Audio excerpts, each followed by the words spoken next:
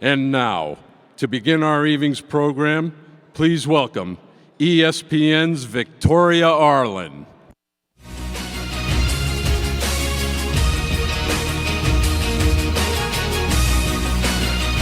Hello. Good evening.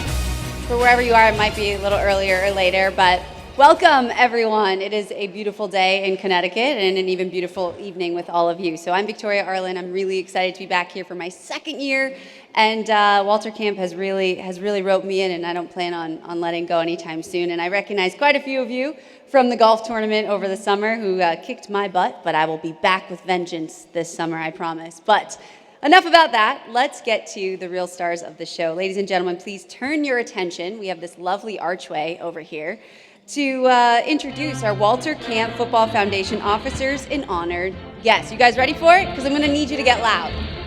Okay. All right, first, please welcome the current officers of the Walter Camp Football Foundation, immediate past president, Mario Capola.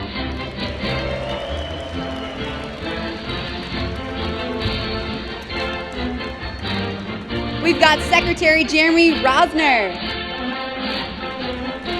You can get louder than that. The night is young, folks.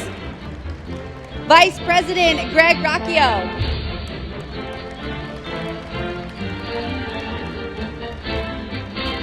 Vice President Mike Leone. Treasurer and past President Bill Raffone. Past President, current President-elect John Barbarata. All right, now we need you to get even louder for our Walter Camp All-America alumni. Can you get loud? No? All right. First up is a 1992 Walter Camp All-American from the University of Nebraska. He won the Outland Trophy and played 14 years for the Kansas City Chiefs.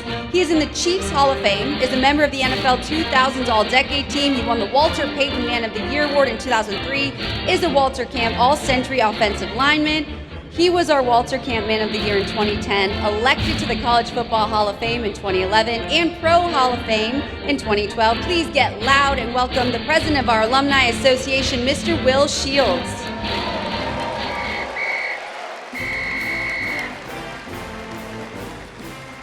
From the two-time national champion Nebraska Cornhuskers, winner of the Johnny Unitas Golden Arm Award, he was our Walter Camp quarterback back in 1995, a College Football Hall of Famer.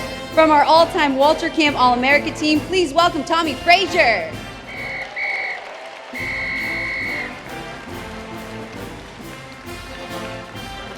Past president of our Alumni Association, he won our Alumni Award in 2009, elected to the College Football Hall of Fame in 2021, and he was an All-American defensive back in 1985 from the Arizona State Sun Devils, David Fulcher.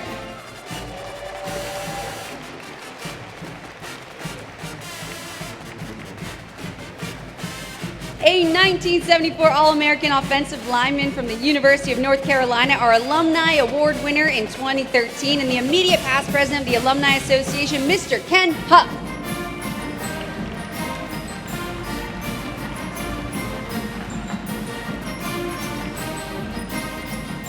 '86 All-America running back from the Temple University Owls. He was the runner-up Heisman Trophy finalist and was elected to the College Football Hall of Fame in 2018. Give a big welcome to our friend Paul Palmer.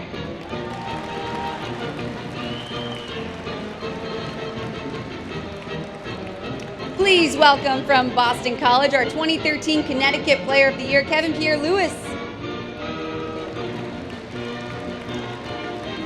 Thank you to all of our wonderful returning All-Americans and award-winning alumni. Everyone get a little loud for him, can we? You gotta get loud for our Master of Ceremonies from ESPN, a dear friend of mine and a graduate of Temple University, Kevin Nagande. You can get way louder for Kevin. Tonight's Walter Camp Player of the Year Awards is presented by David McDermott, Lexus of New Haven. Representing them, please welcome their General Manager, Kevin Simbothi.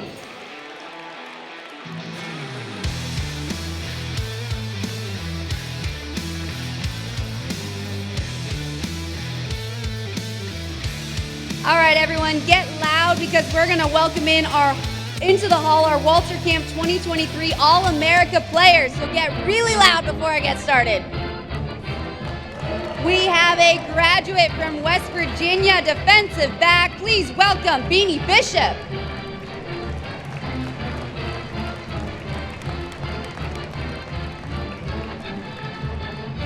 A freshman from USC and a kick returner. Please welcome Zachariah Branch.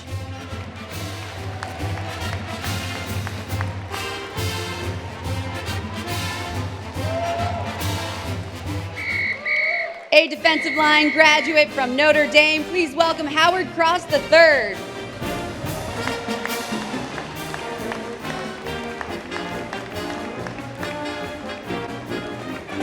A defensive line senior from James Madison. Please welcome Jalen Green.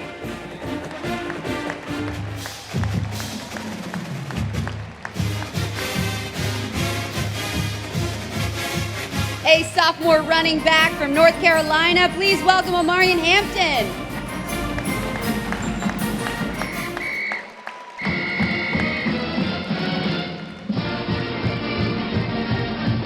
A junior kick returner from Marshall. Please welcome Jaden Harrison.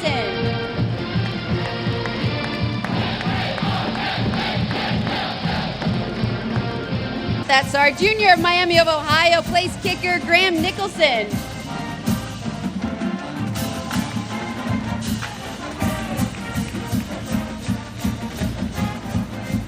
A senior place kicker from UNLV. Give it up for Jose Pisano.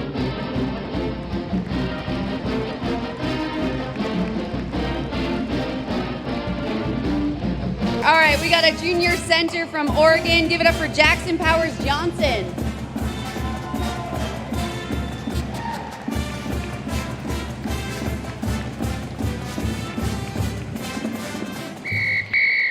A senior defensive back from Notre Dame. Give it up for Xavier Watts.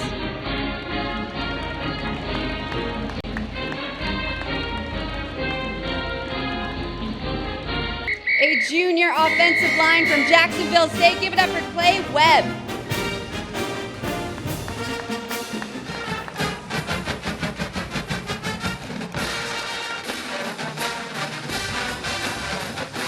All right, we've got one more, a junior linebacker from Old Dominion, Jason Henderson.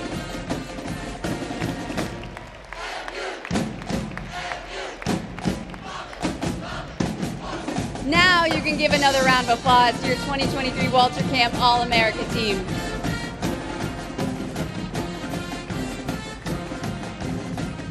It is now my pleasure to introduce our Walter Camp Football Foundation Major Award winners. Can you get loud for that one?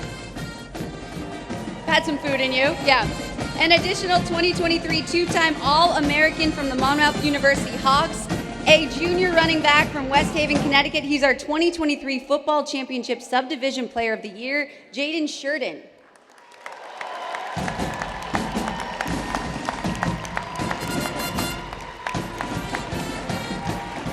Continuing our Football Championship Subdivision honors, please welcome our 2023 FCS Coach of the Year from the Albany Great Danes, Greg Gattuso.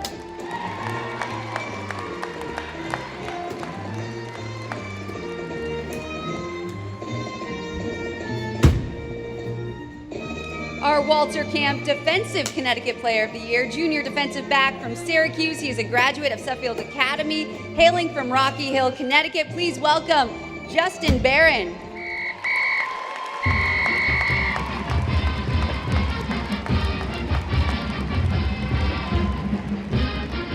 Next up, another Suffield Academy grad, our 2023 Walter Camp Offensive Connecticut Player of the Year from Glastonbury, Connecticut. Give it up for junior Connecticut quarterback from the University of Miami last season and currently with the Wisconsin Badgers. Please welcome back 2021 and now 2023 Connecticut Player of the Year, Tyler Van Dyke.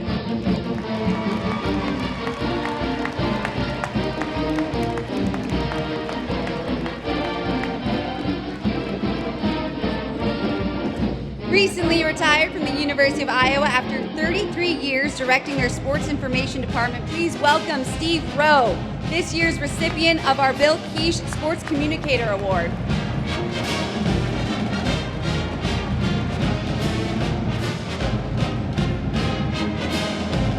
Walter Camp Football Foundation Bowls Subdivision 2023 Coach of the Year, the head coach of the University of Washington Huskies for the past 2 seasons. Please welcome to New Haven, Alabama's new head coach, Kalen DeBoer.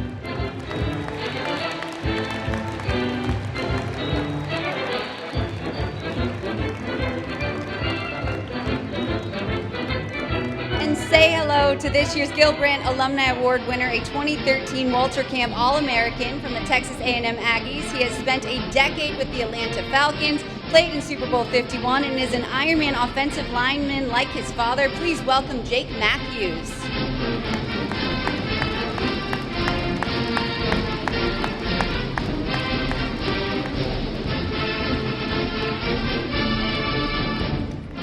From the University of Southern California, a 1982 Walter Camp All-American, elected to the Pro Football Hall of Fame in 2007, the Ironman father of our alumni awardee Jake. He was a versatile offensive lineman for 19 years with the Houston Oilers and Tennessee Titans.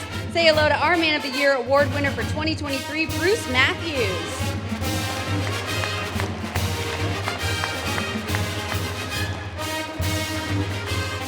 A 2-time All-American quarterback from the University of Florida. He won the Heisman Trophy in 1966. He was elected into the College Football Hall of Fame in 1986 as a player and again in 2017 as a coach. Please welcome the one and only outstanding player and coach, our 2023 Distinguished American, Mr. Steve Spurrier.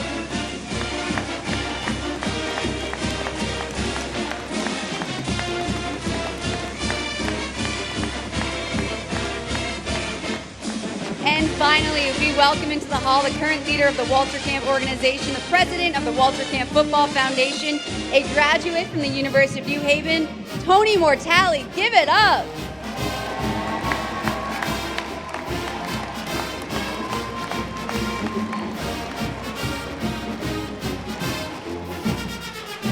Yes, I think a louder applause for Tony is warranted, for sure. Yes. All right, now that train is to the station, I am going to now hand the mic over to the master of ceremonies, my good friend, an absolute gem of a human, Kevin Nagandi. You can actually put it on the Victoria, thank you so much. Round of applause for Victoria Arlen.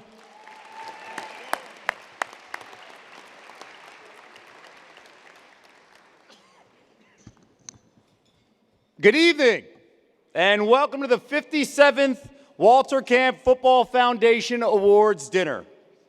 I'm honored to be your MC tonight as we celebrate the best from today's game, and we honor the excellence from the past.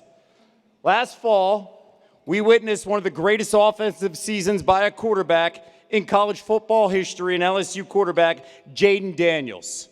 We also witnessed the best college football playoff in its 10-year history, featuring an incredible run by the Washington Huskies, who closed out the Pac-12 conference by quieting all the doubters, knocking off Texas to go to the national championship game in Houston. While Michigan won, few would argue that no one earned more respect in the sport than what Kalen DeBoer did in the Pacific Northwest.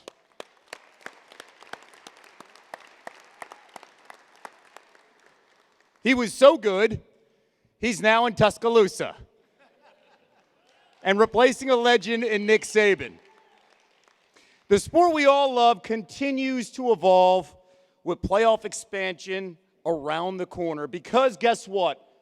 The product that is college football continues to deliver and give us incredible moments each and every Saturday in the fall. The game, while ever-changing, the joys, the rewards, they stay the same to the Walter Camp belief in over a century ago that we are here to celebrate the men who make this sport so great. It's about teamwork. It's about understanding. It's about executing. And it stands decades, and you can even make a case centuries long on why this sport continues to thrive and grow each and every single weekend in the fall into the winter. We're here to celebrate that tonight with some of the college game's brightest stars, past and present. Are we guys ready to have a good time tonight? Come on, New Haven. Are we ready to have a good time tonight?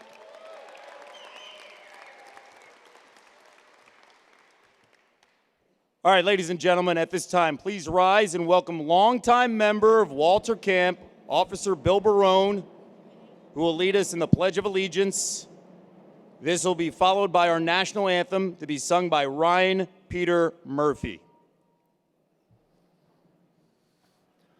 I pledge allegiance to the flag of the United States of America and to the republic for which it stands, one nation, under God, indivisible, with liberty and justice for all.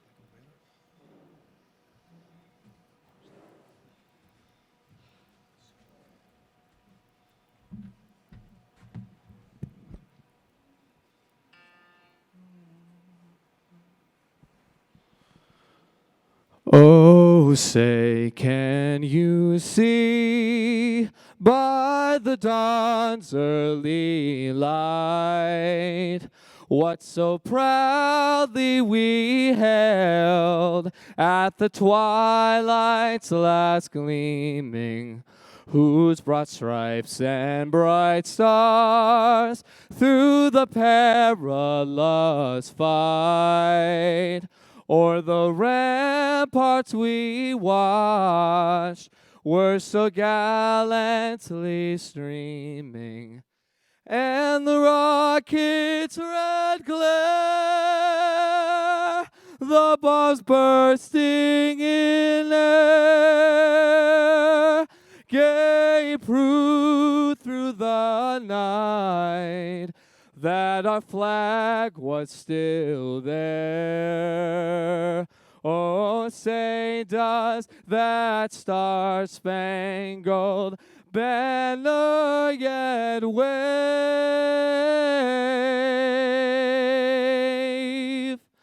o'er the land of the free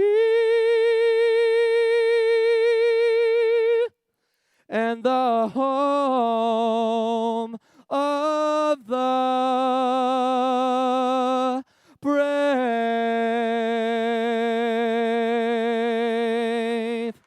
Thank you.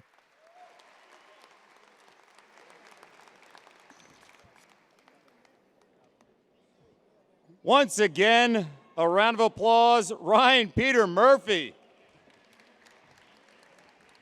You know, Ryan is from Hamden, is a student at Berklee College of Music in Boston, most recently appeared and sang on national TV on the Jennifer Hudson Show after gaining traction on social media platforms like TikTok and Instagram. Well deserved, Ryan, and thank you so much. Serving as tonight's Walter Camp chaplain, we welcome the Reverend Derek D. Lewis, senior pastor at the Transformation Christian Church. He will give tonight's invocation. As our chaplain comes forward to the podium, please remain seated in a moment of silence and direct your attention to the video screens as we acknowledge and honor our football notables who have passed away in 2023.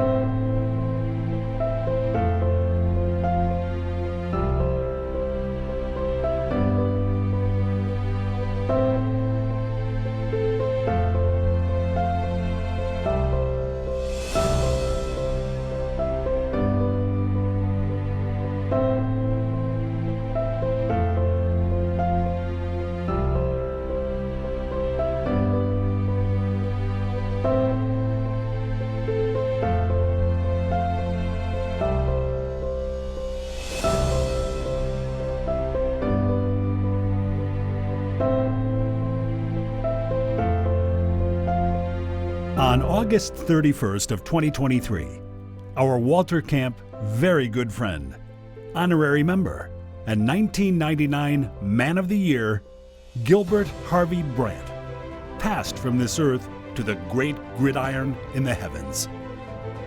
Born in Milwaukee in 1932, Gil was a Wisconsin Badger who spent his wonderful long life dedicated to our great game. He was a six-decade NFL executive who was responsible for building the great Dallas Cowboys teams of the last century. As the vice president of player personnel for the Cowboys, Brandt was lauded for his acute ability to recognize player talent, having drafted the likes of Bob Lilly, Roger Staubach, Troy Aikman, Ed Too Tall Jones, Drew Pearson, Everson Walls, Bob Hayes, Cliff Harris, Chad Hennings, Herschel Walker, Randy White, and Tony Dorsett. With the Cowboys, Gill was a two-time Super Bowl champion. He was elected to the Texas Sports Hall of Fame in 2015, the Dallas Cowboys Ring of Honor in 2018, and the Pro Football Hall of Fame in 2019. Following his long stint with the Cowboys, Brandt utilized his expertise as an analyst for NFL.com and on national radio broadcasts with SiriusXM. Walter Camp 2021 Distinguished American Jerry Jones had this to say on Gill's passing. He was an innovator and set the standard for excellence in player acquisition. From the creation of the NFL Combine to revolutionizing the NFL Draft, Gill finished his over six-decade NFL career with an eye towards the future of the league. Gill was as good a storyteller as it gets, with a memory as sharp as a tack, teaching fans about the sport he loved as a radio broadcaster. His dedication to and passion for this game left a lasting impact on generations of Hall of Fame players and coaches. There are very few people that have been able to have the kind of generational impact that he did. Gill was as dedicated to growing this league and sport as anyone ever was, and we are all grateful and better for it. Intimately involved with us at Walter Camp for nearly 40 years, Gill will be forever missed by the Walter Camp Football Foundation. And we take this moment to salute and celebrate the incredible life of our wonderful friend.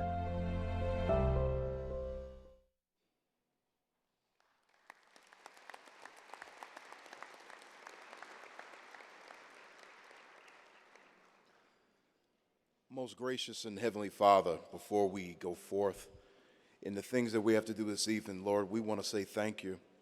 We want to say thank you for your grace and thank you for your mercy, for surely it is everlasting. Lord, we ask that all that we say and do as we celebrate these great contributors of this great sport of football by way of the Walter Camp, Lord, that we ask that we would do it in your name so that you only get the glory, the honor, and the praise. Father, bless the food, bless the fellowship of tonight. In Jesus' name I pray. Every glad heart say amen. Amen.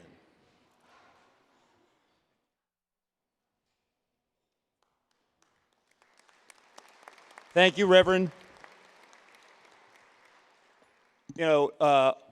Beautiful tribute to recognize Gill. I'd like to also recognize in the room his wonderful and beautiful wife, Sarah, of 34 years. If you could stand up, Sarah, a round of applause for Sarah.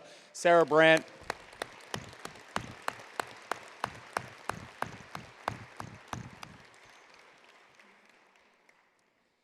It's time now to recognize the Walter Camp Football Foundation past presidents. Please stand as your name is called.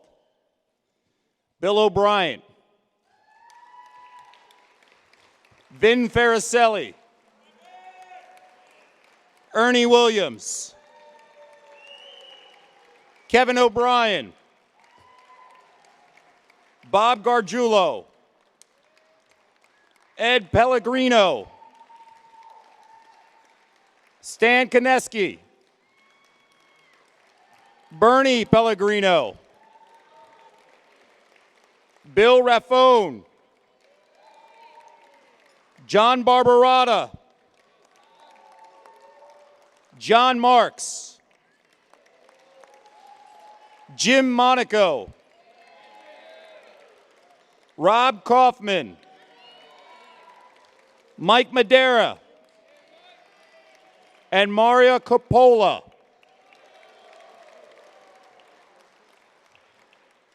And now it's my great pleasure to welcome the current president of the Walter Camp Football Foundation, Tony Mortali. Thank you, Kevin. Welcome and good evening, everyone. On behalf of the officers, Board of Governors, and the entire all volunteer members of the Walter Camp Football Foundation, it is my great pleasure and privilege to welcome you this evening to the Walter Camp Football Foundation 57th Annual National Awards Dinner.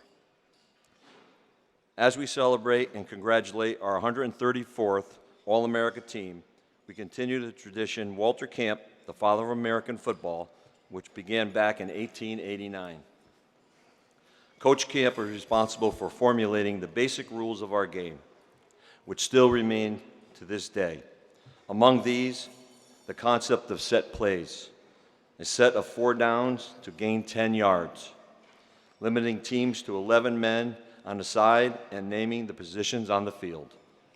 Walter Camp was the first to name an annual All-American team, selecting the best players in each position. For 75 years, that meant 11 All-Americans each year. As an offensive and a defensive platooning became prevalent in the game, our All-American teams began to include 22 players in the year of 1965. That year, Tommy Nobis on defense joined Mike Garrett and Bob Greasy on offense. Bob Greasy was our 1992 Man of the Year. Following that fall, this year's Distinguished American, Steve Spurrier, was our All-American quarterback, along with New Haven's native running back Floyd Little on offense. Floyd was our 2011 Distinguished American and our 1978 Man of the Year. Joining them on defense was Alan Page, 1988 Alumni Award honoree. As you can see, the young man behind me on the upper dais are joining into an exclusive and impressive club of outstanding football men and higher-level life achievers, the best in the game, the best in America.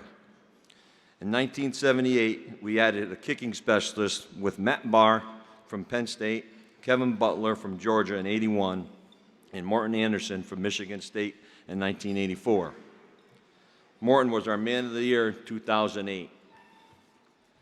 Kevin Butler is one of the select few of All-Americans with distinctive of having his son follow him as an All-American. This evening we have the first time as father and son combination of All-American players receiving major awards on this dais, Bruce and Jake Matthews.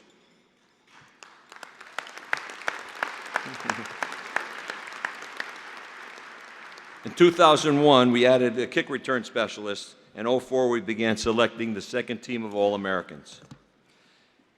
In the year of 2006, we began the selection of an All-American team for what was then the 1AA division, and is now the Division I Football Championship subdivision. Tonight, we start another new tradition. For the first time, we are honoring a Coach of the Year and a Player of the Year from FCS. I don't like this mic.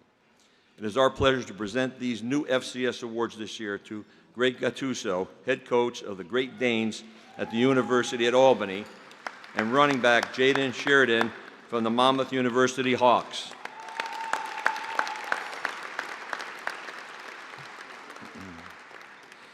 Also this year, the Walter Camp Foundation has decreed that from this day forward, our annual Alumni Award will be named in memory of our cherished friend, Gil Brandt.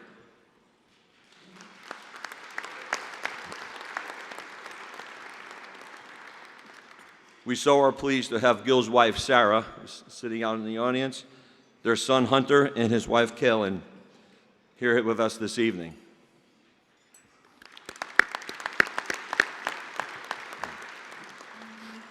The Walter Camp Football Foundation has been extremely fortunate to have a strong relationship with our corporate sponsors, business partners, program advisors, media partners, the local business community, and our attendees this evening. We are always grateful and appreciative of this financial assistance. Our sponsors are proudly displayed in your program book and along the video boards along the hall.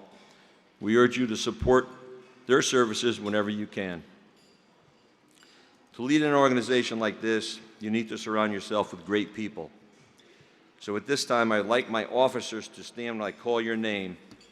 Yes, I know you guys were announced in the procession earlier, but I would like to personally recognize you again. I appreciate everything you've done to make this Walter Camp weekend a success. First, past President Mario Coppola.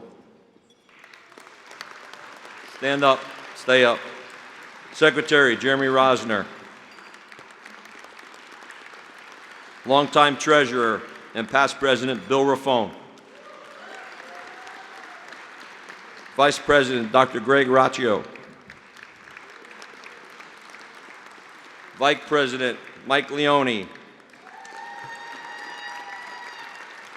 And our past president and our current president-elect, John Barbarata. And last but not least, my special friend and co-chairperson of the dinner, wherever he is, Doc Mandillo. Raise your hand, Doc. Give him a good round of applause, please. Thank you.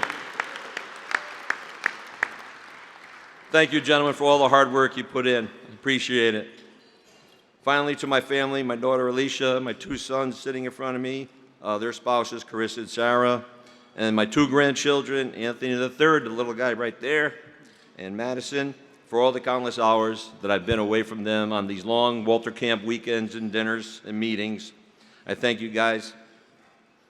I love you guys all the time. And to my wife, if it wasn't for her understanding of my true passion of the game of football, which everybody knows, that's all I think about, and all my volunteer work, all this wouldn't be possible without her support. I love her deeply. Thank you very much. In closing, it's been an honor and a privilege to serve these past 2 years as president of the Walter Camp Football Foundation. I now have an even greater perspective and appreciation for all the past presidents who've come before me to serve at the foundation. Once again, thank you for attending tonight's event. I hope you enjoy the program. And now I'd like to turn the program back to our MC for this evening, Kevin Nagandi. He's a great friend to me and to the foundation. Once again, my friend Kevin Nagandi.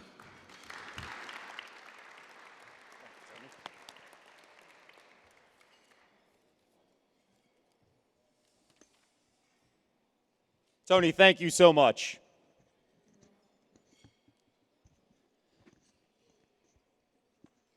I'd like to ask from the United States Congress, please welcome Senator Richard Blumenthal.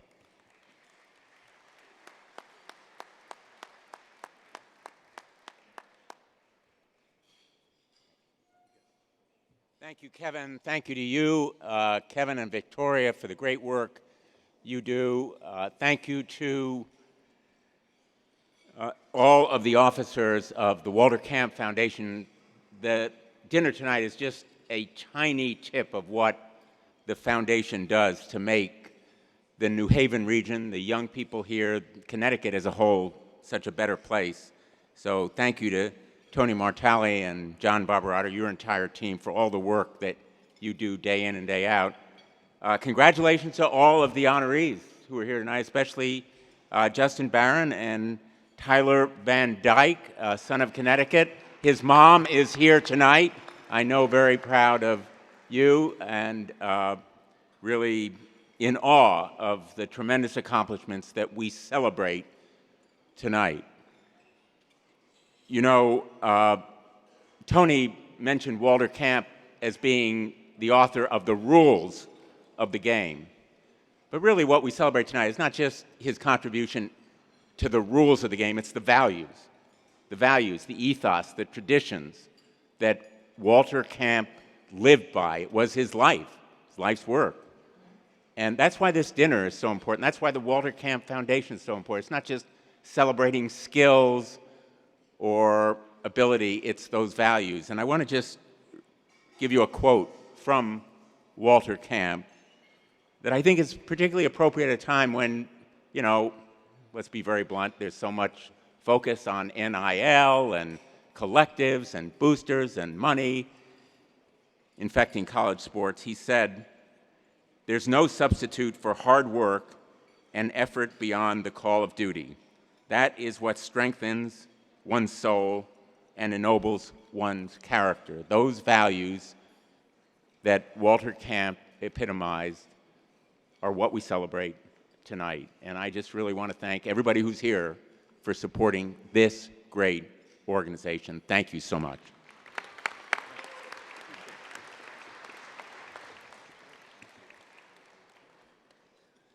Thank you, Senator.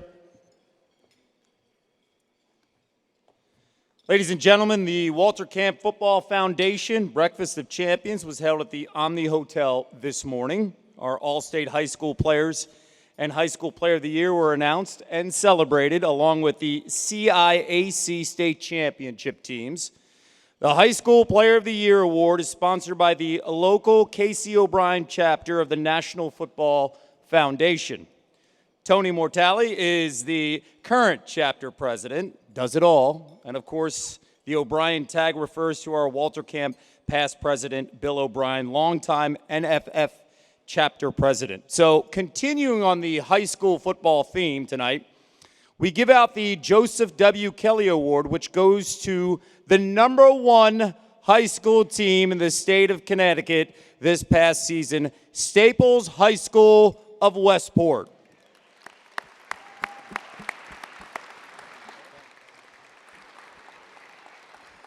The Joseph W. Kelly Award is presented in memory of Walter Camp past president and founding father, Joe Kelly.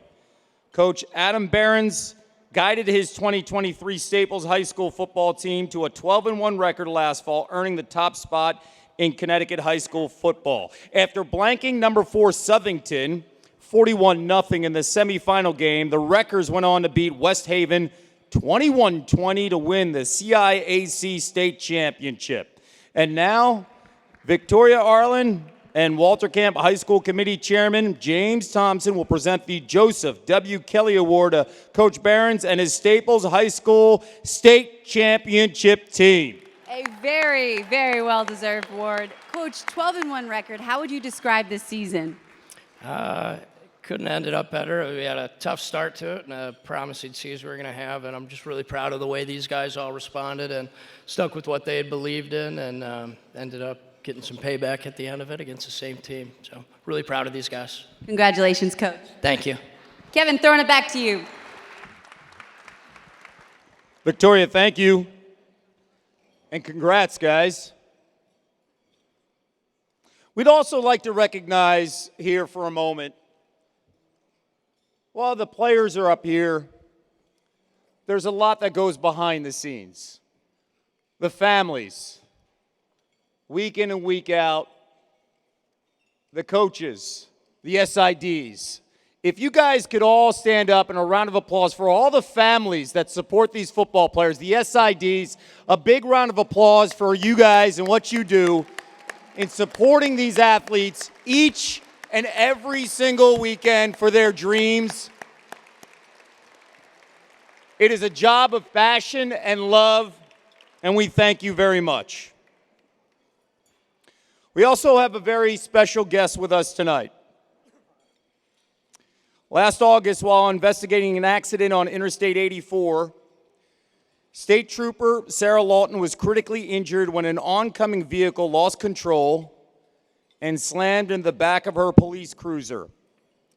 It was her third day on the job. Trooper Lawton was transported to the hospital with severe injuries to her neck and back.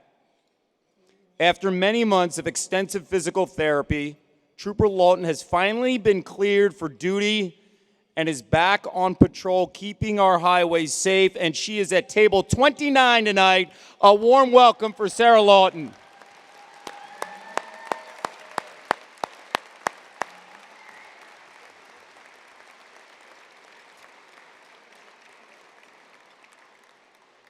Sarah, thank you for all that you do.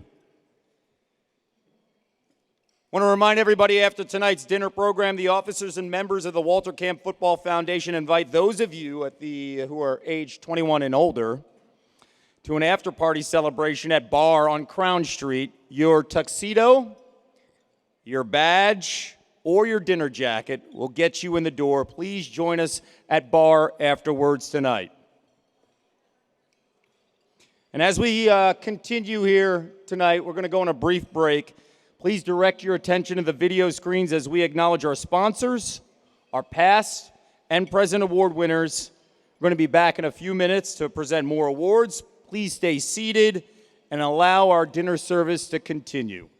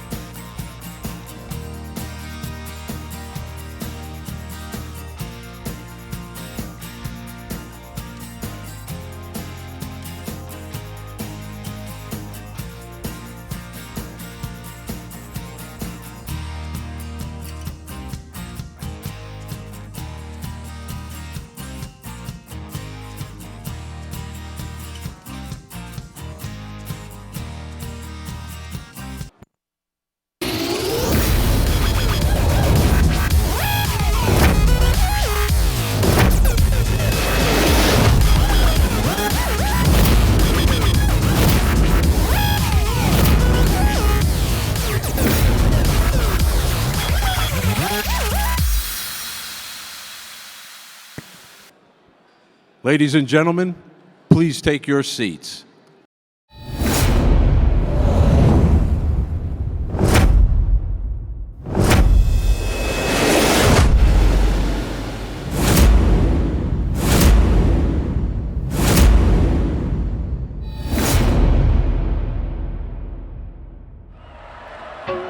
Something special about me, you can already tell the energy is different. The long wait is finally over. Woo, you love it. Football is back. What they came to see, I open up the curtain.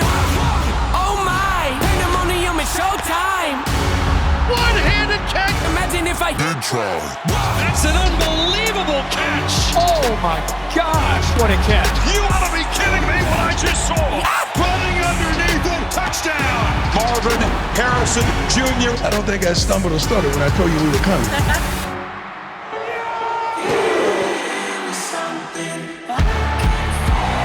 The Cinderella story is over, man. How about this now? You know what I hope Ghost is thankful for? The scholarship he's earned. Full moon, Halloween, crazy things happen.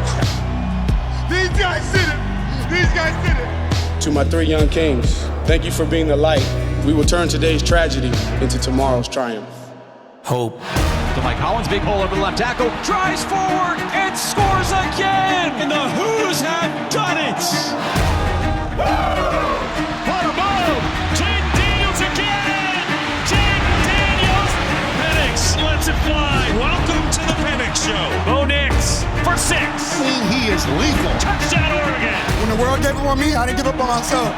Still looking. Firing. Near corner. It's caught. Touchdown Alabama. Fires! Intercepted! Penix lobs into the end zone. Touchdown. Clinton Moore with a play of his life. And the Washington Huskies punch a ticket to the college football playoff. Quinn Ewers, living a dream, leads them out of the conference. And the Michigan Wolverines are Big Ten champions.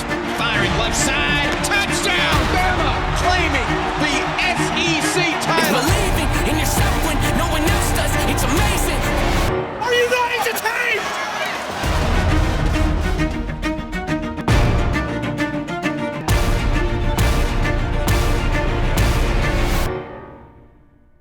Ladies and gentlemen, please welcome back our Master of Ceremonies, Mr. Kevin Nagandi.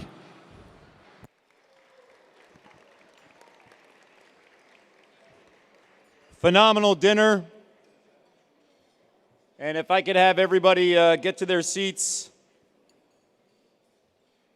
Beautiful day, by the way. Usually, I was remarking to my beautiful wife that, usually when we come here, January, February, you never know, is there going to be a snowstorm or some ice? And to have the sun out, it's been fantastic, and spring is almost here. It's great to actually see the sun. It's time now for our Connecticut Players of the Year presented by Town Fair Tire.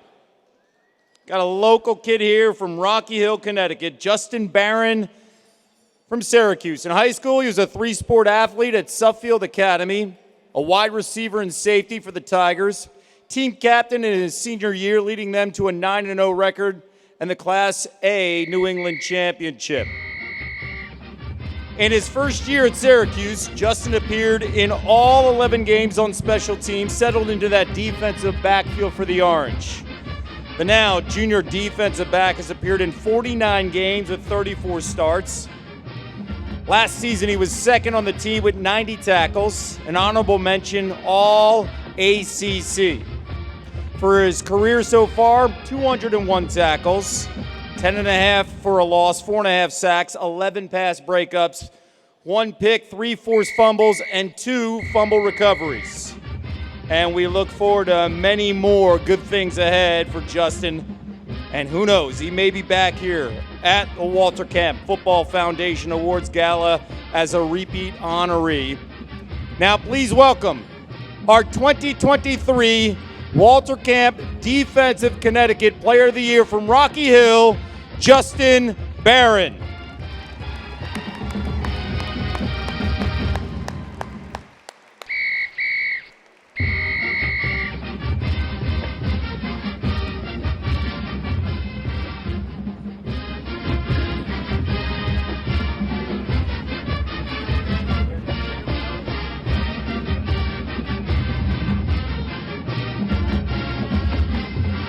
Justin, you started every game at safety, 190 total tackles, team captain. Also, you dealt with a cast. You had to play injured. As a safety, what's that challenge like for you dealing with a cast and playing?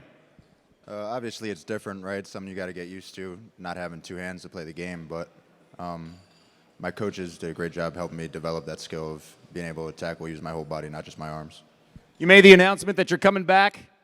New coaching regime with Fran Brown there. What's it been like for you in the transition here with a different coach here? Because for anybody, you go to a school for a coach and the coaching staff, and then you bring in another one. And by the way, I know Fran, he brings a ton of excitement, great recruiter. What's it been like for you so far? Exciting, to say the least. Coach Fran brings a lot of energy, and I was telling someone earlier that you can just feel the whole energy of the city change. Something that we've almost been robbed of for the past 4 years, and it's exciting that we get to experience it now. What's your favorite thing about playing safety? Being able to hit people. Yeah, that's it. I love that, Justin. Congratulations. Thank you.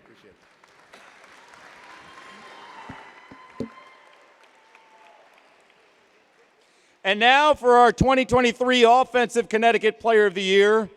Tyler Van Dyke is another Connecticut player out of Suffield Academy. In 2019, he was named the New England Prep Player of the Year, made first team All-New England in 2018 and 2019. In his career at Suffield, 4,600 yards passing, 39 touchdowns.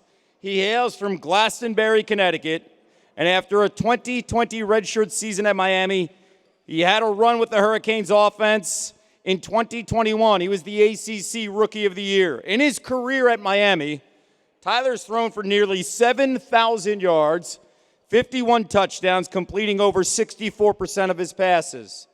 In December, Tyler entered the portal, and he's now a Wisconsin Badger on to the Big Ten. Tyler's also a repeat Connecticut Player of the Year, having won this award in 2021. Please welcome back Tyler Van Dyke, our 2023 Connecticut Offensive Player of the Year.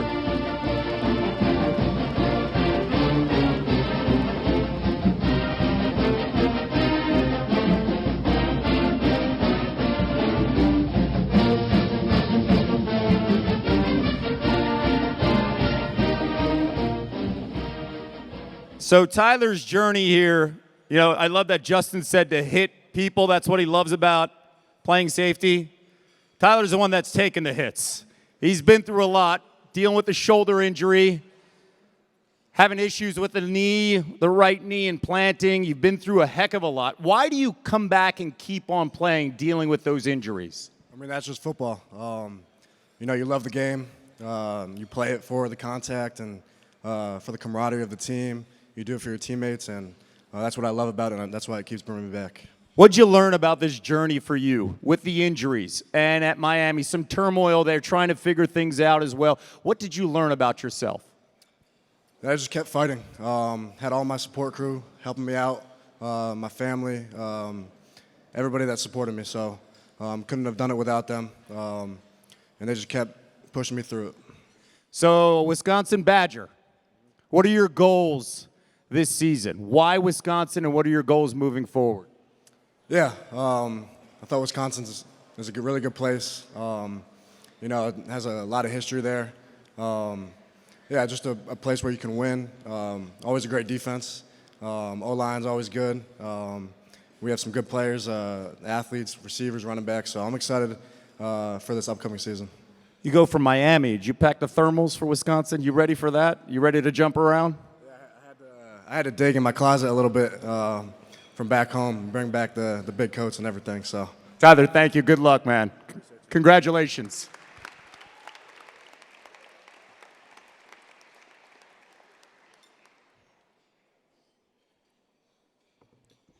This year, the Walter Camp Football Foundation Sports Communicator Award goes to Steve Rowe, recently retired from the University of Iowa, Sports Information Director. These guys play such a key role.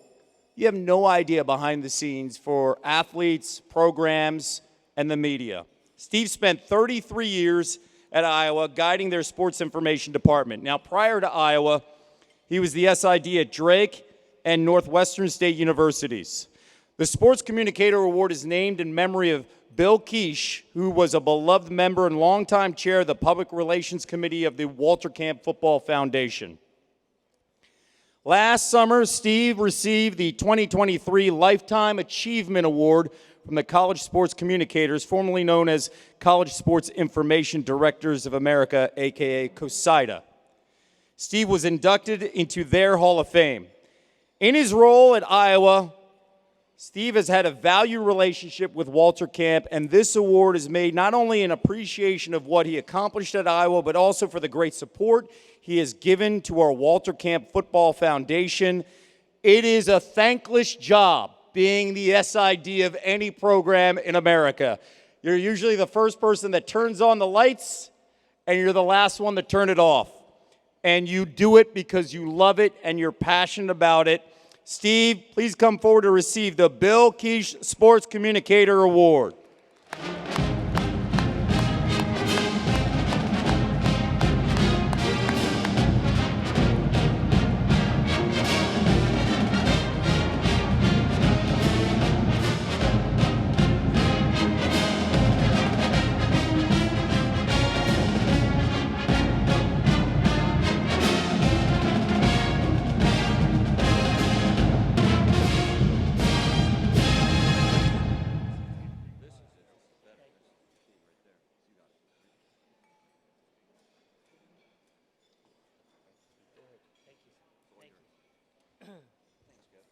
Thank you, Kevin. I appreciate it.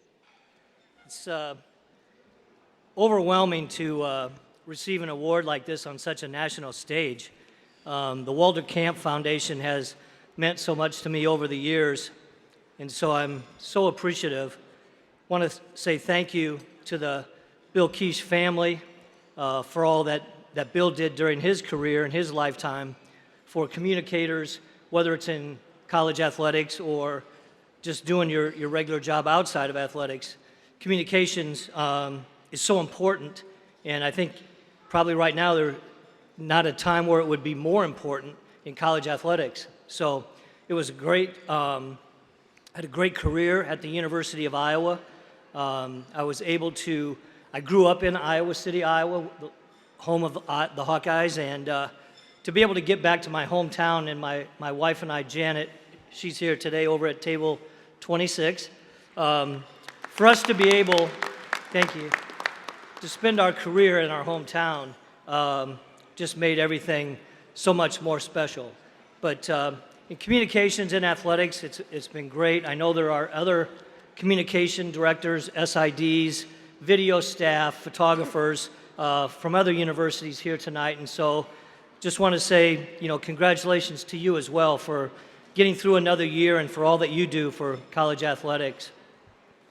The University of Iowa is a little bit unique. I guess one thing I would touch on that a lot of people might not realize when we talk about stability, at the University of Iowa, the athletic department has had just 4 athletic directors since 1968, and that's with one of them just taking over this year. We've also had just 2 head football coaches since 1978, Hayden Fry, College Football Hall of Fame, and Kirk Ferentz, the current coach, who, by the way, is a UConn graduate and speaks highly of both UConn and the Walter Camp Foundation. But we could take that a step further. The communications office, or sports information office at Iowa, was established in 1924. Eric Wilson was the first SID, and he held that position after competing in track and field at Iowa and competing in the Olympics. So off to a good start with our SIDs, but in 100 years, we've only had 4 people serve as the director of sports information. And so when our coaches and our athletic directors and our people in the department always talked about stability, none of them could top what we did in communications.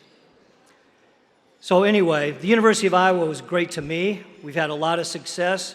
I've been able to come to this event a lot of years with some of our All-American players who have been honored, and it's always been such a treat We get treated so well when we come here, and the tradition of this event and the Walter Camp Foundation just means so much to myself, and I think it has been to our athletes who've been so honored. So with that, I just want to say thank you. Congratulations to all the All-America players that are here, the coaches that are being honored. Again, the Quiche family for what Bill did during his career. It's just such an honor to be here, and I am so appreciative. Thank you so much.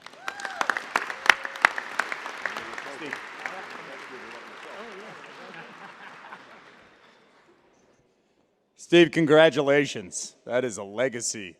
Over 3 decades serving at Iowa.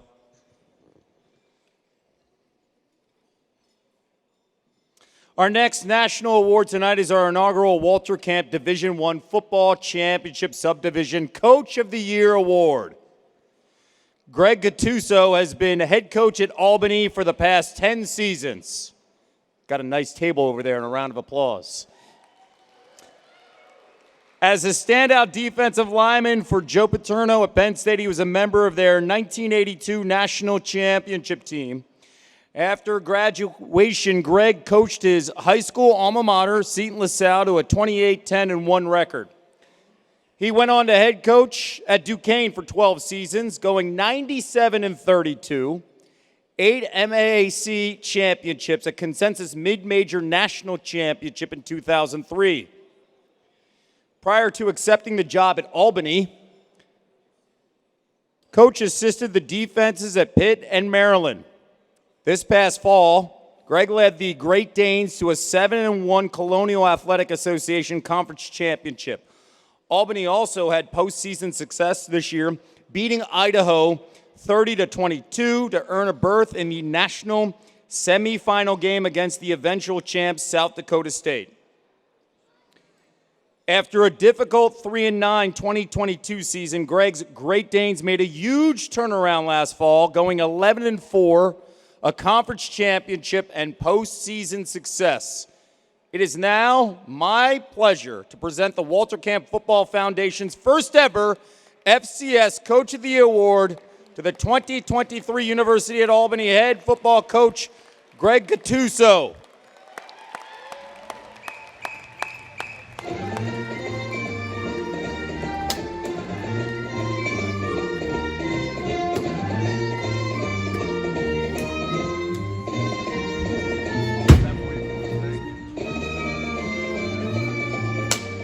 Thank you, Kevin. You read that exactly as I wrote it. Perfect.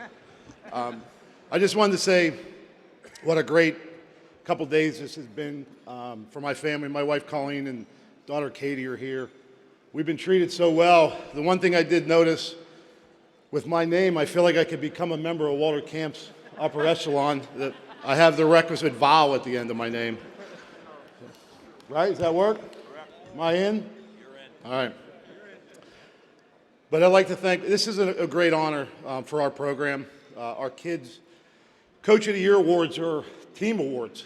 Coaches, players, administrators, trainers, everybody that's involved in what we do. It was an amazing year, best year in Albany's history. It was so good that last night at the dinner, they introduced me as the Alabama coach.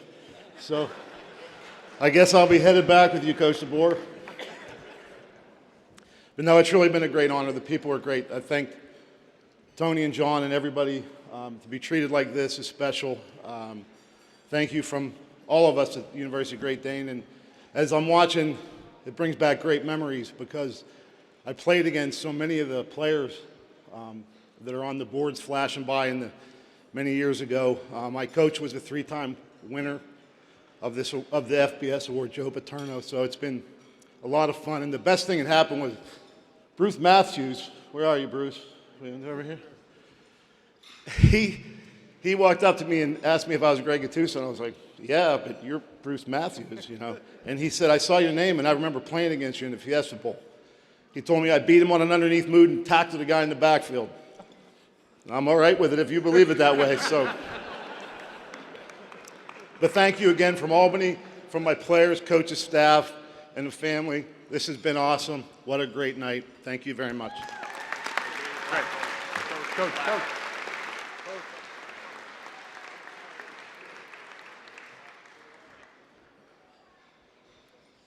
I love that story, Coach. Bruce never forgets. Been through a lot of wars, never forgets them. It is now my pleasure to present our 2023 All-American teams. Walter Camp is universally recognized as the father of American football. Mr. Camp selected the very first All-American team in 1889. Now, 134 years later, the award still carries the same prestige and honors the legacy of Walter Camp. Our 2023 First Team All-Americans were presented by ESPN at the Home Depot College Football Awards Show. Let's take a look. Our first team is led by Washington's quarterback, Michael Penix Jr.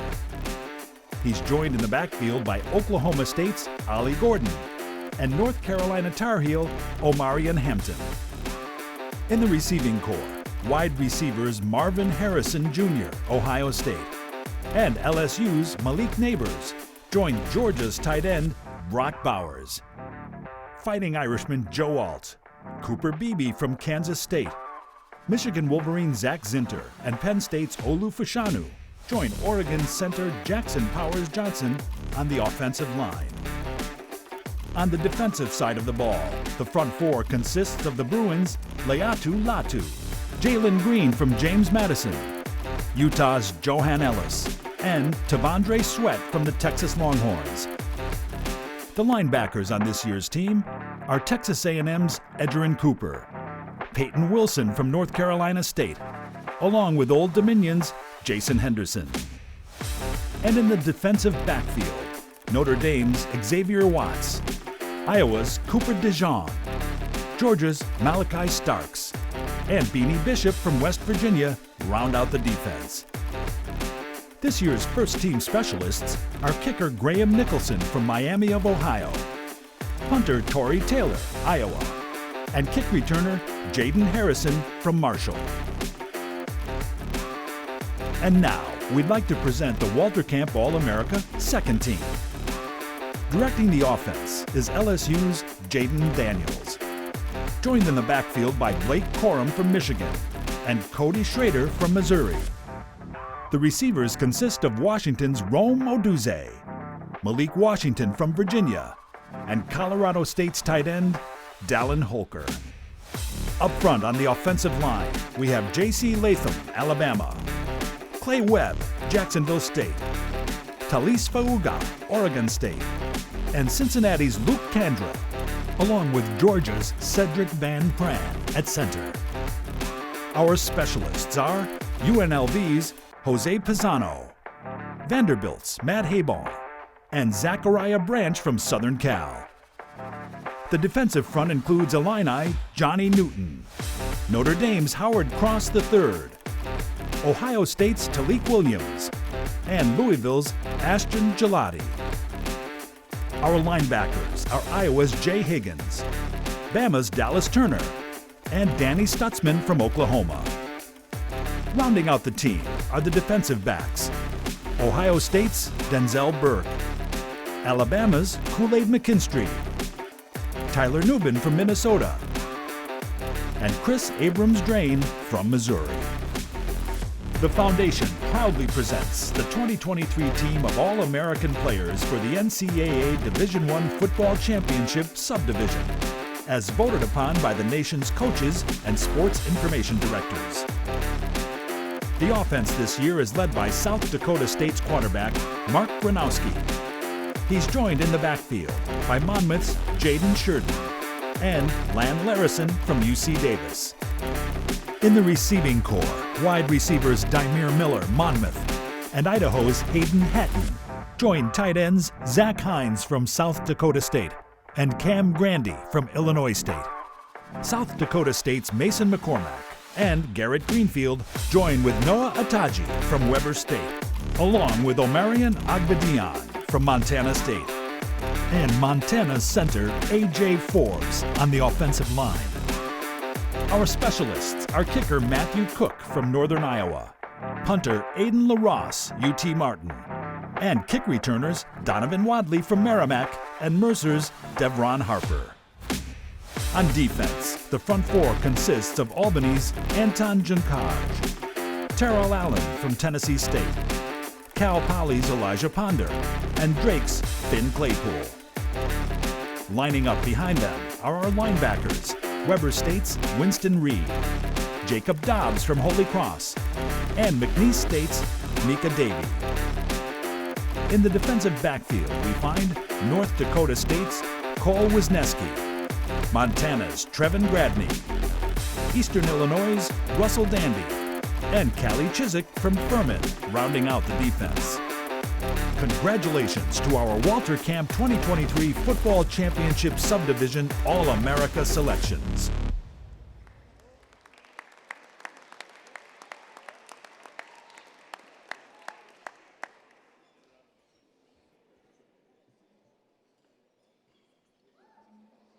Our first All-American this evening is also our first ever Football Championship Subdivision Player of the Year.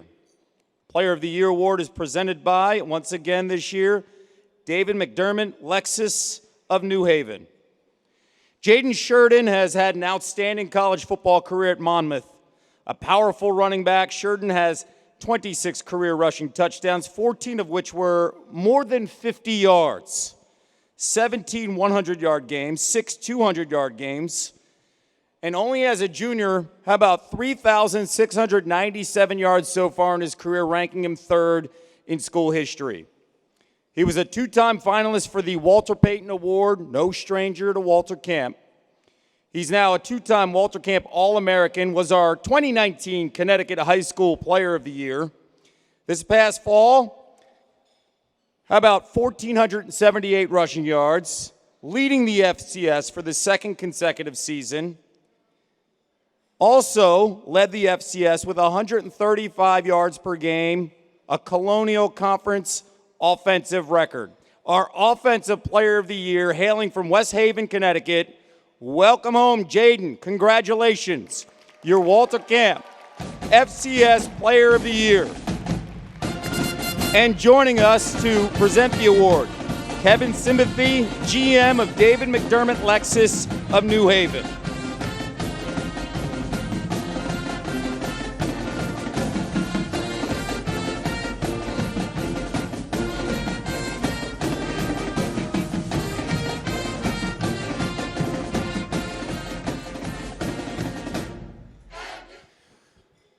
Jaden, congratulations first off. I just want to know, you finish your career, 14 touchdowns of at least 50 yards or more. You're the star at FCS in a day and age where people can think about the transfer portal, and naturally everybody's like, all right, so he's going to go to a Power 5.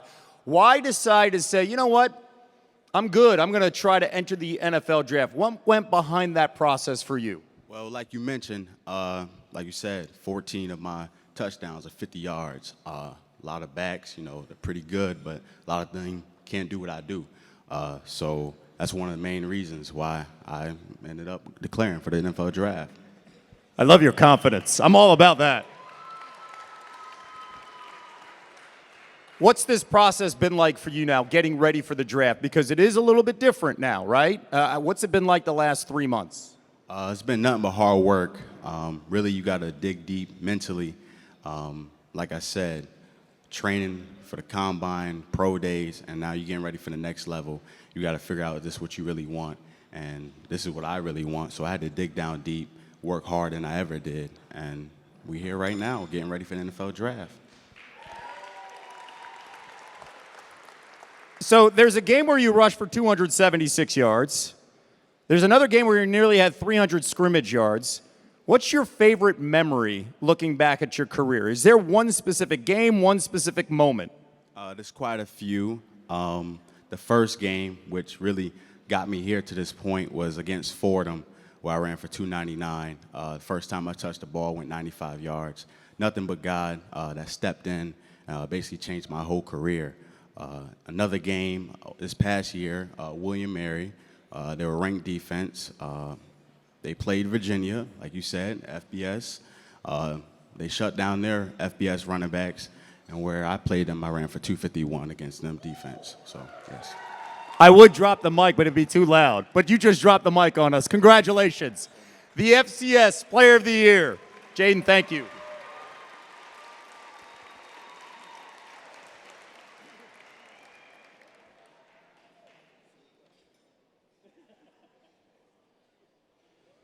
Next up, star from West Virginia, our next All-American, a defensive back, Beanie Bishop.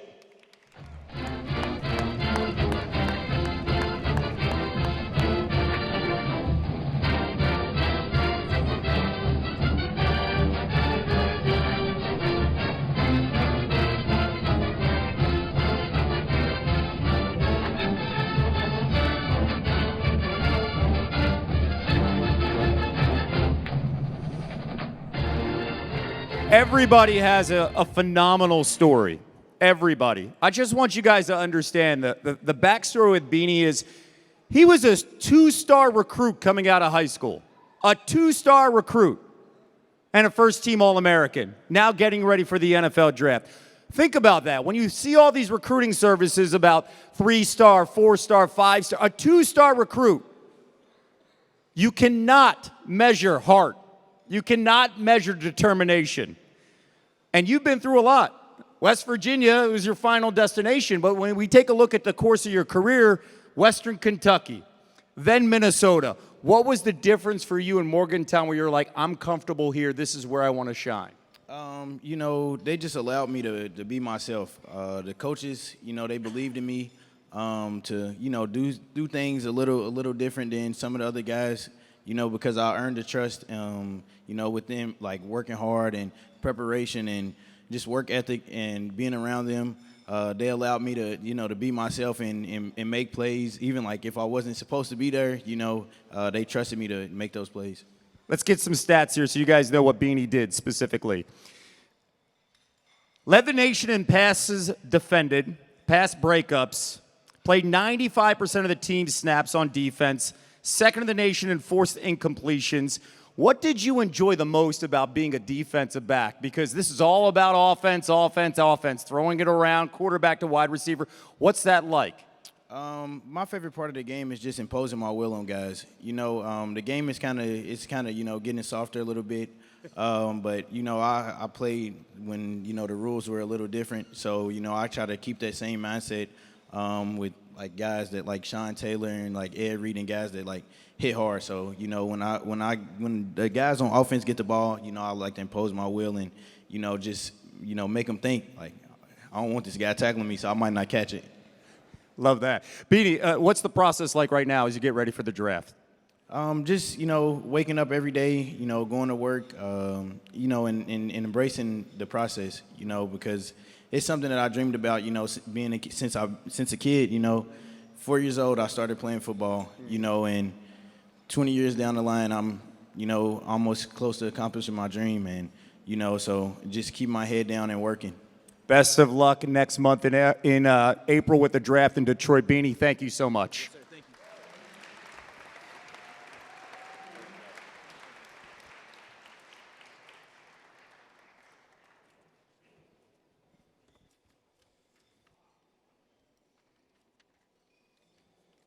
Our next All-American, let me tell you, he is electric.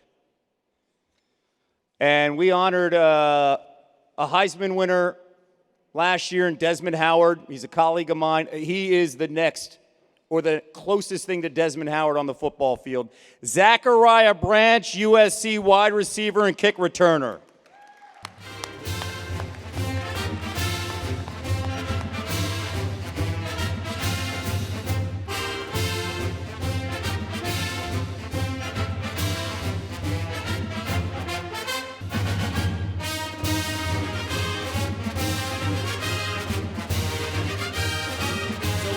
Fight song, right? We hear the fight song for USC. We've got some legendary Trojans in the house here, of course, with Bruce Matthews.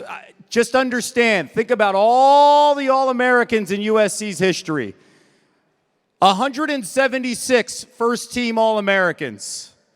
He is the first freshman from USC to be All-American.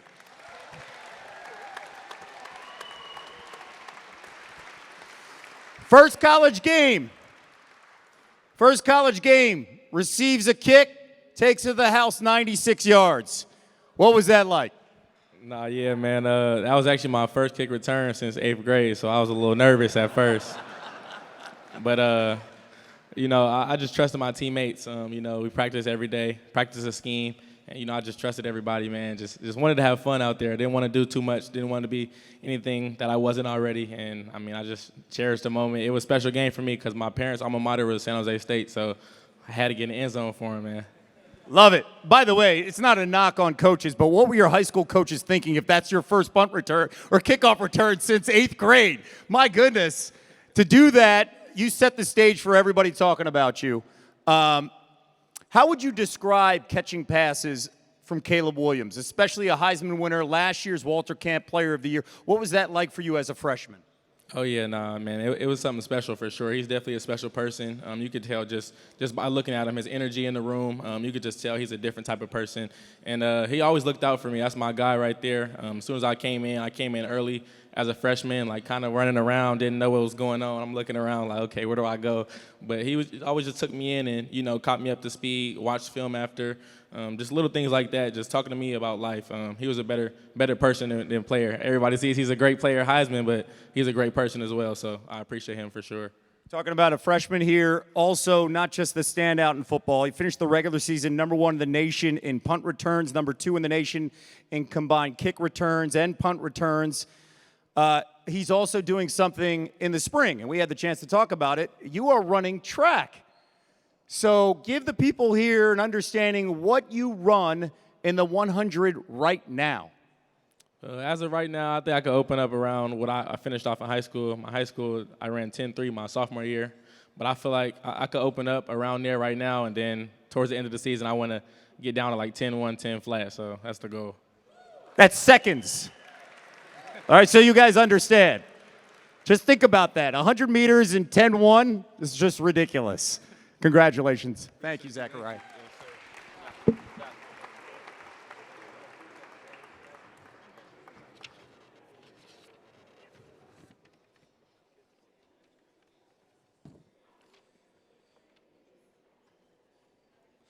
Our next All-American, actually a big rival of USC.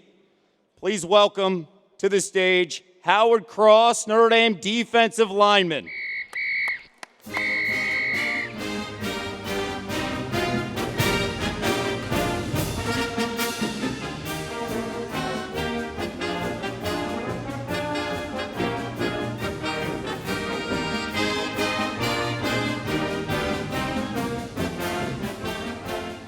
I shake a lot of hands. Howard's hand just basically engulfed mine. It's good for a defensive lineman. You opened up the season in Dublin. What's that like playing football in Ireland against Navy? Obviously, it's an experience. Most guys on the team never been to Ireland. I've never been to Ireland, and especially being the Fighting Irish, playing in Ireland was a huge thing. Sellout crowd. It was amazing. Did they understand football? Like, obviously, that they weren't there to watch their usual soccer. They were watching American football? If anything knows anybody about soccer and everything overseas, they get pretty rowdy over there, so it was a lot of fun. Very cool. So some of the numbers here for Howard. Started all 13 games as the nose tackle. Finished second on the team with 66 tackles. Career high, 13 tackles in prime time, by the way, against Duke. That was an electric environment. What was that night like for you guys? You guys are also coming off a loss, trying to find your way here, and then you knock off a team that was feeling really good and that was ranked in the top 25. As usual, we just got to come back every day, make sure we know what we're doing, especially come back. And then during that game, it was just confidence. Like, we had to regain confidence, and we sure did. I was actually sick that game, which has gotten out of proportion, but I was really sick during the game. And I just played to try and run out whatever I had. So you had 13 tackles and you were sick. Yeah, I had a really bad sinus infection. It worked out quite well. Howard, thank you so much. Congratulations.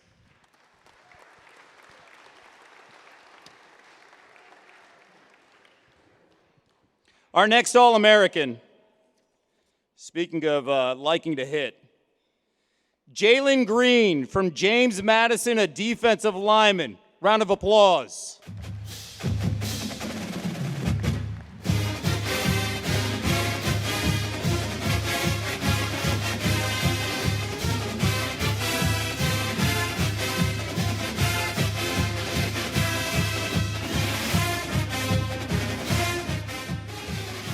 So Jalen Green broke the Sun Belt single-season sacks record of 15 and a half, and he only played in 9 games before his season was cut short with a leg injury. First off, how are you feeling right now? I'm feeling real good. Just happy to be here. Congratulations on the night. You get 15 and a half sacks, and then you can't get back on the field. What was that process like for you? It was tough at first, I'll be honest. Definitely was challenging mentally, physically, and emotionally, but just sat down with my team, my supporting group, and came up with a plan, and we started attacking it ever since then. You came into the season 4.5 sacks in your career. In one game, you had 5 sacks. That's a single season record in the Sun Belt against Marshall. What was going on that day specifically for you? What was working, or were you just stunned they weren't blocking you? To be honest, they came into our home last season and put a whooping on us. And, I never forgot that. So, just wanted to make sure we got that back, got it back in blood. That was what they say. So went out there with that kind of agenda. But after, like, the 3rd sack, did they change anything? Were you seeing double teams? Did anything change with their offensive game plan against you? Nah, I was still seeing one-on-one blocks, so I had to take advantage of that. It's their fault. By the way, when you talk about your career here, obviously you're sacking the quarterback, but you had a 24-yard pick six against South Alabama. As a big man running down the field, what's going through your mind on a pick six? It was just a great moment, just being able to showcase a little bit of versatility, show the guys that, I can't move and take it to the crib. But, it's just a very memorable moment. Good stuff. Thank you so much. Congratulations.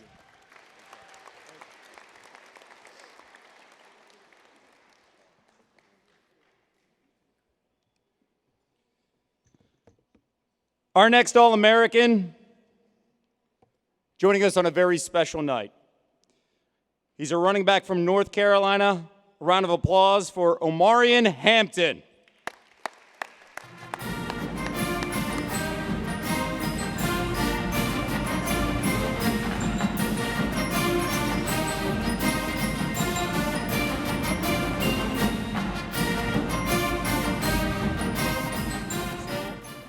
I say it's a special night because if you see this guy, get him a drink. He's celebrating his 21st birthday today.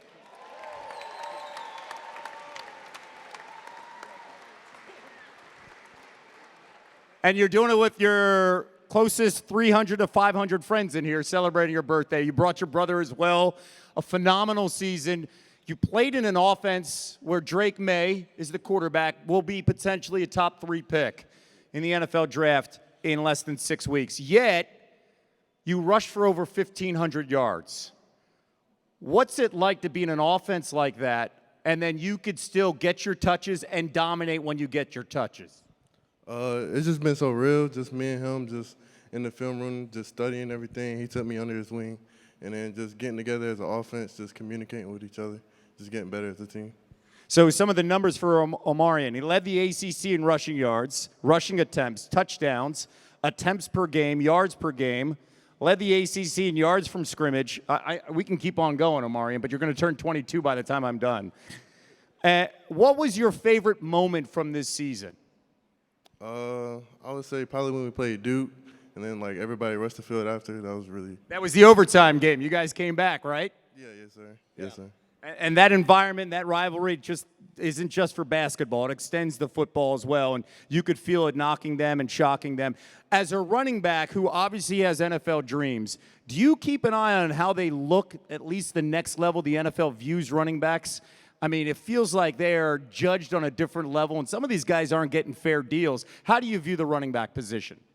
Really just looking off them, seeing how they run and everything, just getting feedback off them, just communicating with them, and just seeing how everything goes, just getting the groove of it. Omarion, thank you. You had the best bling here on the set. Thank you very much. Congratulations.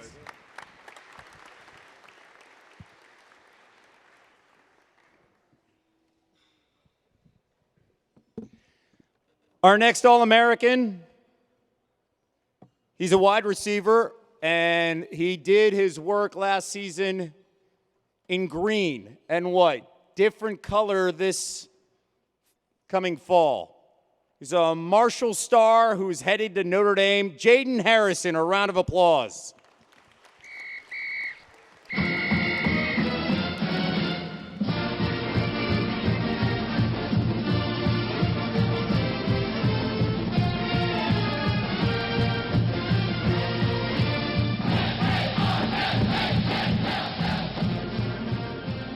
So Jaden, his last game for Marshall, 6 catches, 132 yards. Good way to go out.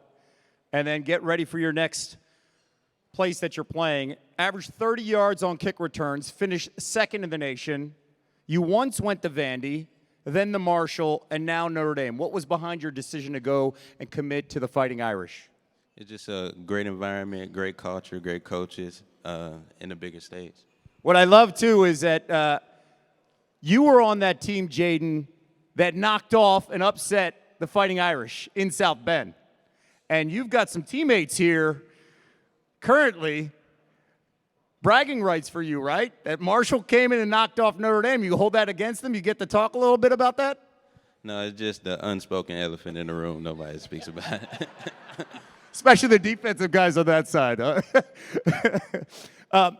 For you specifically, what do you think about? Because when we watch football, I think some of the toughest positions are the ones we take for granted. Just catch the ball on a punt return. Just catch the ball on a kickoff return.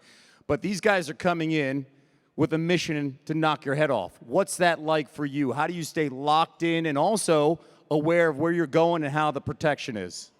It's a scheme that's followed by the coaches, and it's trusting the coaches and the players that's blocking for you. You ever get nervous, though? Just a little bit. Just a little bit. Doesn't show. Congratulations. Thank you so much.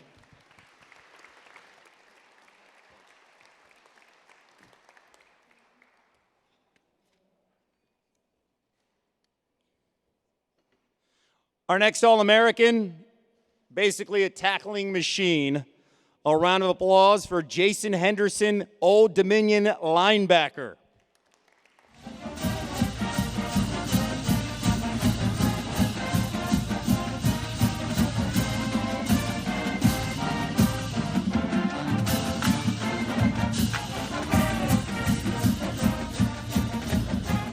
So when I say tackling machine, he led the country in tackles per game with 14, finished second in the country in total tackles with 170, and then the previous season, 186 tackles. What's your favorite thing about tackling somebody? Just get to run around with a bunch of my brothers on the field and make plays. Is there one hit that you will always remember? Laying out a quarterback, a running back, a wide receiver, or a tight end that always stands out that just felt so good? I'm going to have to say this past season Coastal Carolina game. It was a tight game, and I ended up having like an 18-yard tackle for a loss against the quarterback to kind of put us back in the game. What's that like when you get up and you know you got that guy down and the crowd is losing its mind? It's great. You know, you got the sounds from the crowd. You got your teammates coming up to you and, like, you know, celebrating with you. It's an amazing feeling. So when we take a look at Old Dominion's season, you dealt with an injury that cut your season short. You missed the bowl game. First off, like, how do you feel right now moving forward? I'm doing good. It was rough in the beginning, but, you know, adversity hits and, you know, just got to bounce back. What's that like, though, when you're watching your team specifically and you can't help on the field? Can't help on the field, but, you know, being a leader, you get to help, like, mentally and stuff, make sure the boys are prepared and be able to do what they can do. It's a great attitude, Jason. Thank you so much. Congratulations.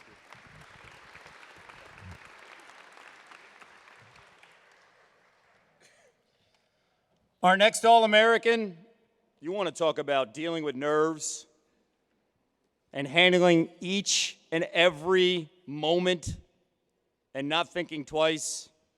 A round of applause for Graham Nicholson, Miami of Ohio, the Lou Groza winner, best kicker in the country.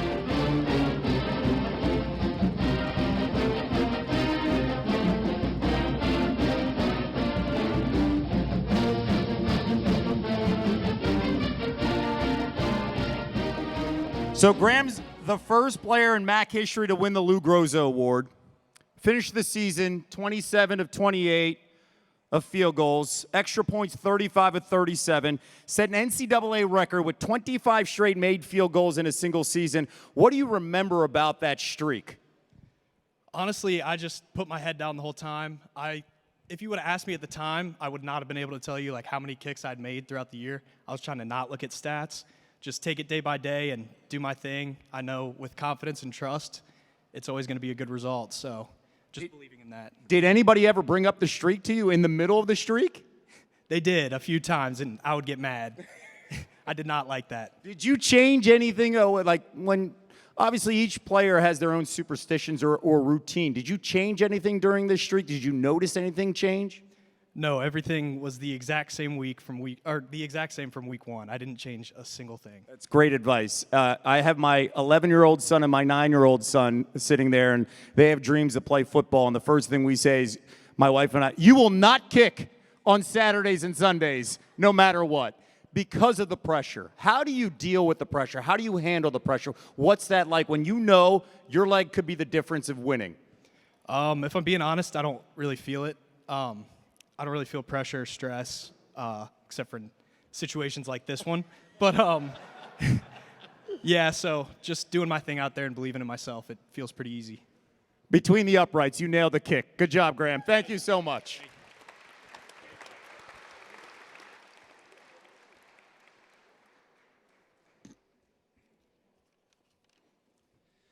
We have another outstanding kicker, a former All-American, and he was fantastic at UNLV. A round of applause for Jose Pisano.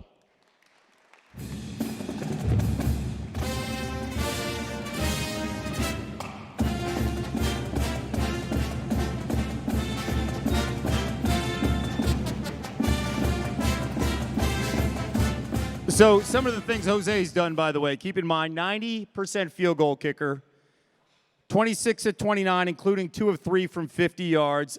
The most impressive thing, we take it for granted, but when the kicker misses it, you're like, how? 55 of 55 from the extra point. That is a phenomenal, accurate number, and that takes a lot of focus. What's the difference for you when you kick extra points? You just got to treat it the same. Like everybody thinks like, oh, it's a short field goal, so you got to change things. But you want to keep everything the same, just be consistent. We talked to Graham a little bit about dealing with the nerves. How do you deal with the nerves? Have you been iced by a coach? If you've had, what do you do? You just got to trust yourself. Kind of like Graham said, once you go out there, kind of everything just fades away, and it's just you and just making it through the uprights. What's your favorite thing about kicking? Honestly, you just get to sit at practice and watch everybody else work. Jose, you were so honest. I appreciate that. Congratulations. Thank you.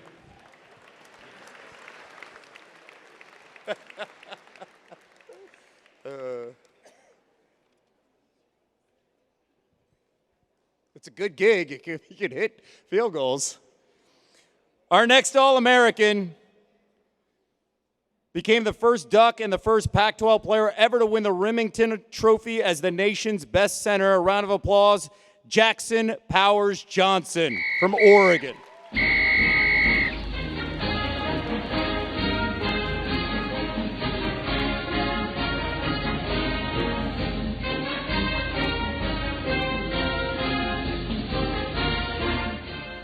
Some of the numbers, being an offensive lineman, not really sexy, right? Like, he does. He thinks he's sexy, which is a great thing. I get it from my dad. He gets it from his dad. Good job, Dad. But, it feels like Jason Kelsey, I'm an Eagles fan, has made sure, to bring, some flair at the center position. I just want you guys to understand some of these numbers, all right? Ready to just think about how tough that job is. He allowed just 1 pressure, 0 sacks, in 471 pass blocking opportunities.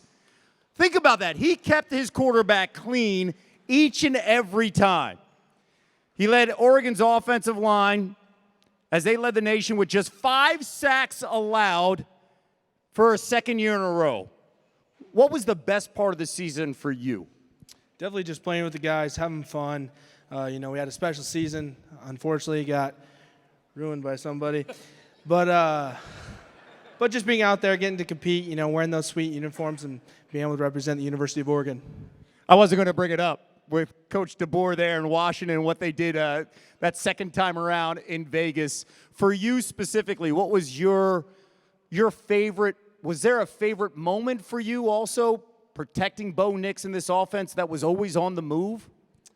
Ooh, that's a tough one. I think in the Pac-12 championship game, it got taken away from me, but scoring a touchdown as a little fumble, picked it up, jumped in, said, "Are you not entertained?" And then they took it away from me. So, but it was sexy. It was sexy. It was sexy. Absolutely.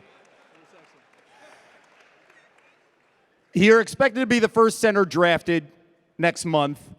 What's this process been like for you? I mean, because centers don't normally go in the first round, but when you look at every single mock, you're going in the first round. What's the process like? I mean, just waking up every day, having fun, knowing that this is a game I've been playing since I was 8 years old. And, not really looking at the media, letting my mom look at all the mock drafts. So, just keeping my head down, having fun, and enjoying the process. What I love about, talking to Jackson is he is very, transparent. And one of the things that I think a lot of, especially 18 to 23-year-olds, they go through a ton of anxiety, a ton of pressure. You guys all behind us deal with pressure. Jackson has talked about it publicly. That's pressure back there. Jackson's talked about this publicly. He also has a tattoo. Nike, obviously, synonymous with Oregon football, just do it. You've got a Nike logo tattoo, and it just says, "Just be you." What's behind that as you've dealt with the pressure? I mean, shout out to my dad. Something my dad's been telling me since I was a little kid, I don't got to do anything special. All I got to do is just be me.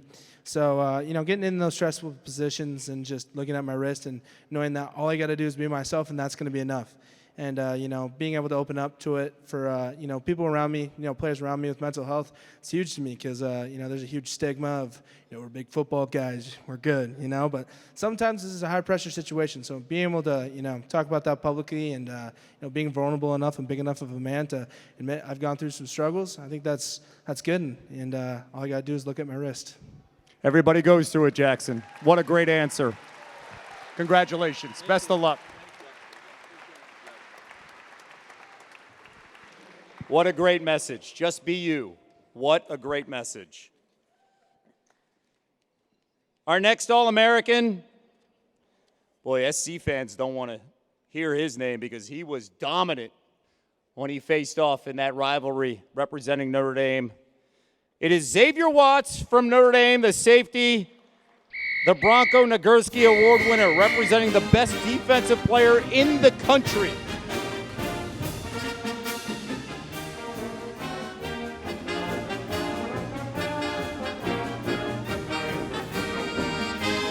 So the cool thing about, Xavier is he led the nation with 7 picks, but you never caught an interception until this year.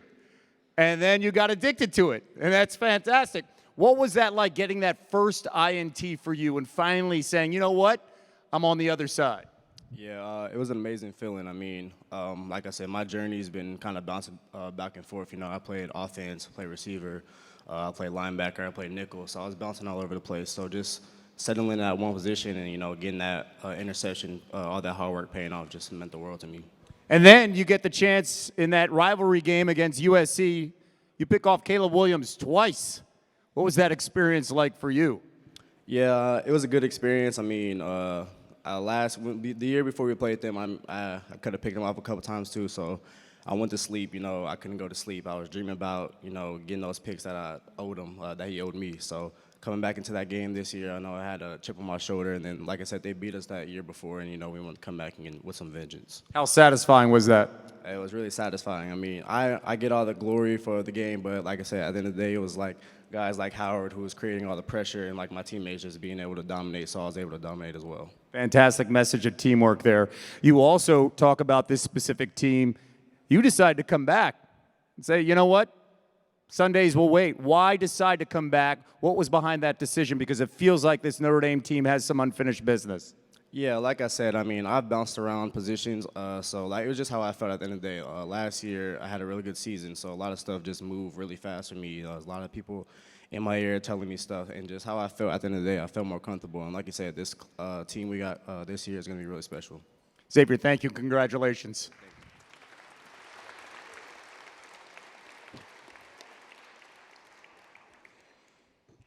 Our last All-American, if you've noticed, there's a theme with many of these young men, a lot of different journeys. At one point, our last All-American was the highest-rated center in the country coming out of high school. And then he found himself and took it to the next level at Jacksonville State as an offensive guard. Round of applause for Clay Webb.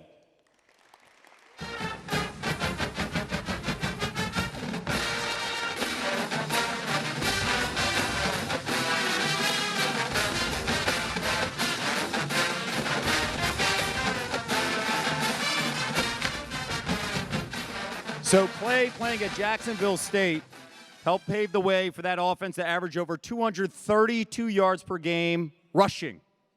What's it like to push the line at will to do whatever you want? Oh, it helps us in the game like all the time. Like we are able to impose our will upon our opponents. Your journey, originally you enroll at Georgia. You're, again, the #1 center coming out of high school. And then you go to Jacksonville State, come closer to home. What was that experience like for you to be able to play close to home? Well, it was definitely eye-opening because I was immediately embraced by Jacksonville State. I finally found my home, and I was able to play for a team that I loved. All my teammates I loved. They all loved me. It was a great experience. What's the difference, too? You go from center to guard. Help everybody in the audience understand. What is that a difference in mentality? Is that a difference in everything you do when it comes to training? What's that like? Oh, it's completely different. I can now kind of relax more and just hear the calls instead of me having to make the calls, make sure everything's going on correctly. Like, he has a very difficult job. Yes. Very. Clayton, thank you so much. Congratulations.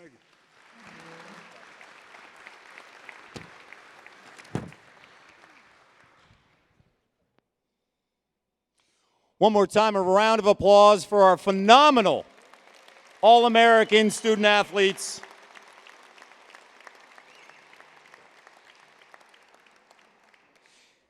It's time now for our Walter Camp Division I Football Bowl Subdivision Coach of the Year Award.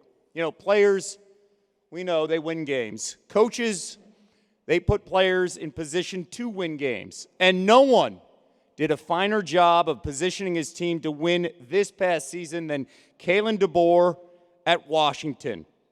Coach DeBoer was everyone's National Coach of the Year this past fall, winning the Pac-12 championship in just his second year leading the Huskies. Kalen was named the Pac-12 Coach of the Year for the second time in as many years and the final Pac-12 Coach of the Year. No stranger to championship football, Coach DeBoer previously coached his alma mater, the Sioux Falls Cougars, to 3 Division II NAIA national championships. An undergrad at Sioux Falls, Kalen was an outstanding baseball player and an All-American wide receiver. And he capped off a phenomenal season, winning an exciting 37-31 semifinal over Texas as a run-up to a national championship final game appearance. Washington certainly made a great decision in bringing Coach Kalen DeBoer to Seattle. So why Washington? Why Washington? This program's got a strong history and tradition, national championships, and that's something, as you know, if you've kind of taken a look, that's something I like to be a part of, okay? And it's being the best. I cannot wait because I understand the value of these great people who have gone through this program. I cannot wait to get to know the alumni. I want this to always be home for you. We're going to be persistent. We're going to be relentless. Those are words we're going to talk about, things we're going to do. But it's about being consistent at that level. That's important. Yeah, first of all, just grateful for the opportunity and to be a part of the All-State Sugar Bowl, and just proud of our football team and everything we've accomplished this year. Got to give a congratulations to Coach Sarkisian, Texas, just for the season they've had in their participation in the bowl as well. So to be part of the Final Four, we know every team that gets to this point is really good, and deserving of being there. And, he certainly has led that program, and we're familiar with each other from a meeting a year ago, but he's done an awesome job raising the level of his team to where they're at this year. We're proud of our Pac-12 championship that we just won here a couple nights ago, and just been an awesome experience, and proud of our staff, proud of our guys. Looking forward to the challenge here lies ahead. You just won't help, other than watching some great football as well, won't help but love what you see and want to feel a part of it and continue to join along and make this place special.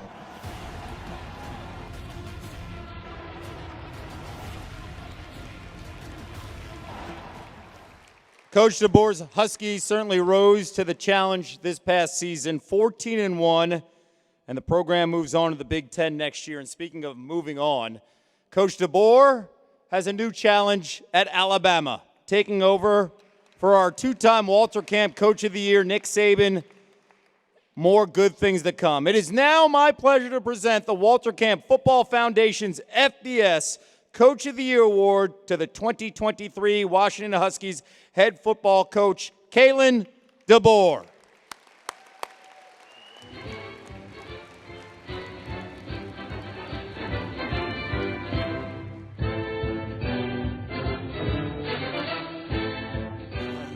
Thanks, Kevin. And, just obviously seeing those replays and some of those highlights, some special times. And before I get into that, I just want to, first of all, just, acknowledge how special of a night this is and how special of an event, this is. And when I got selected to be the Coach of the Year for the Walter Camp, Foundation, I knew this was an event that I needed to make sure I got to, and that it's just one of those that just stands out. And this is the first time I've had a chance to be here, and it's done nothing but exceed the expectations. And so standing up here with legends in the game and seeing, many others scroll over the screens, it just gives you such appreciation for what this great game has to offer. And, I want to say that also about the All-Americans and you that are here.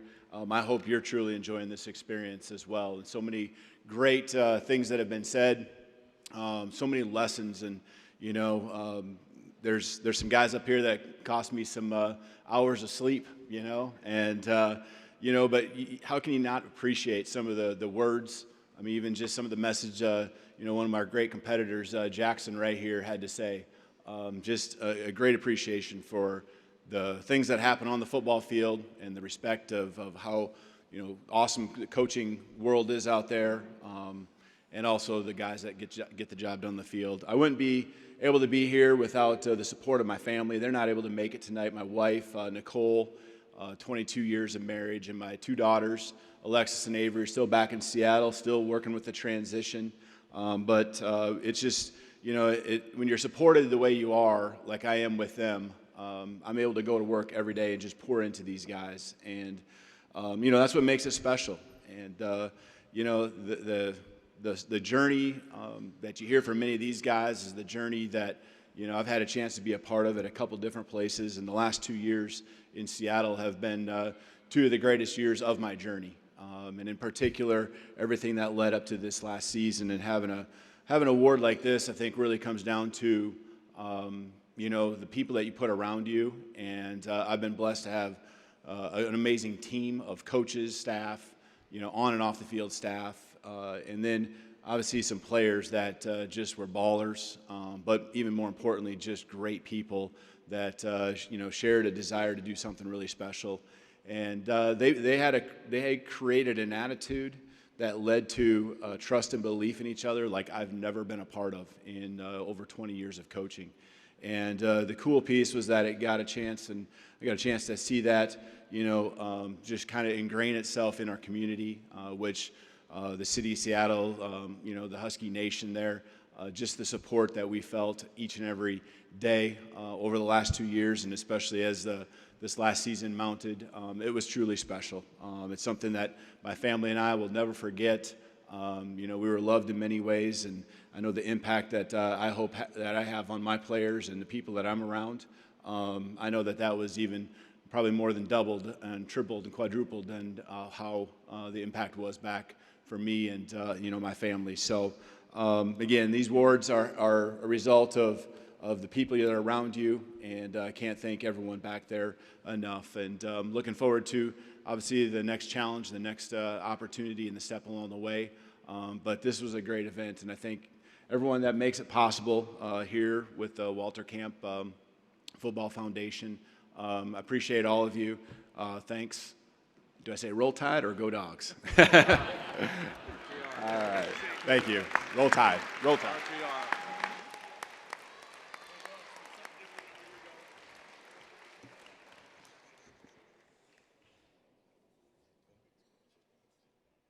At this time, I ask all the returning alumni in the hall to please come up to the dais and join our 2023 All-American players on the upper dais if you guys can. That'd be great. In the meantime, while we do that, I do want to make the announcement, and while our great men come up to the dais, let's read off the award winners for the raffle. So get them out. Number 1, that is the party package for Haven Hot Chicken for $25. The winner is Jim Cottage, ticket number 0199.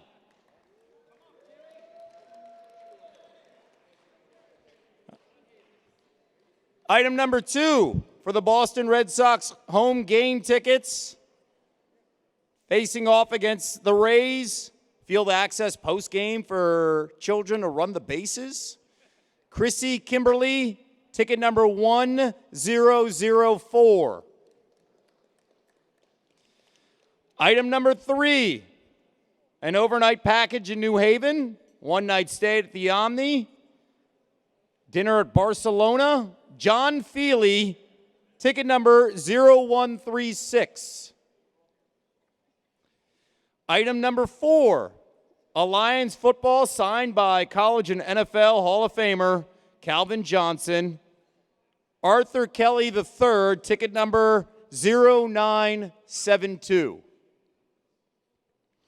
Item number 5, a Cardinals football signed by former Walter Camp Player of the Year Larry Fitzgerald.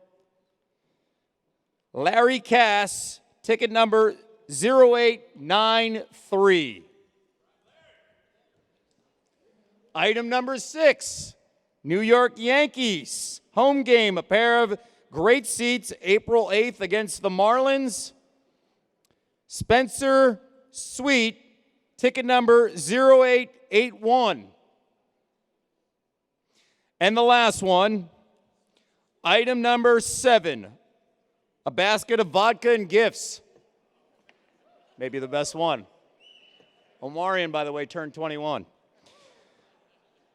The name, Vin Paolini, ticket number 0123. Congratulations to our 7 winners.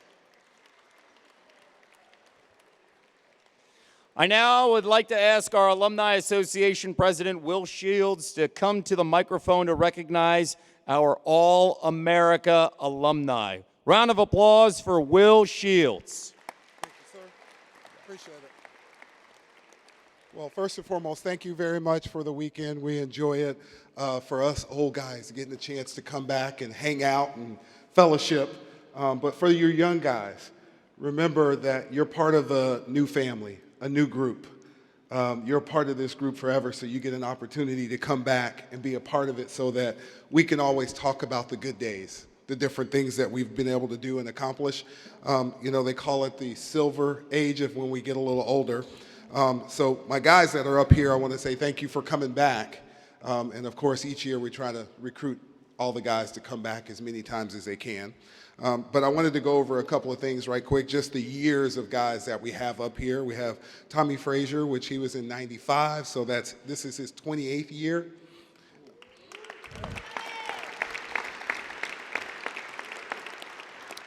We have Jake Matthews. He's a young one, so we don't even recognize you. You're still a baby.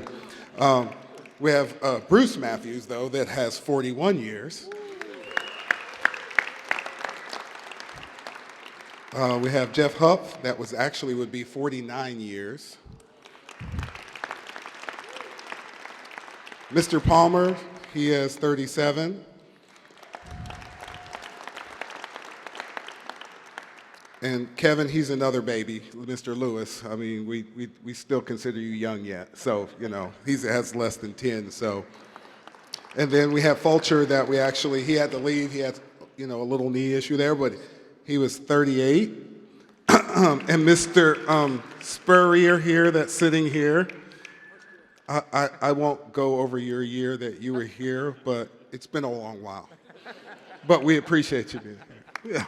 So we got our guys. I want to say thanks a lot for letting us come back and be a part of it and letting us enjoy, you know, our fellowship. And for the young guys that are here, we are mentors. We are guys that we want you to be able to talk to, ask questions for those guys that are trying to get to the next level. But also, whether it's life, business, or different things, we're here as sounding boards so that you guys can reach out to us. We appreciate it.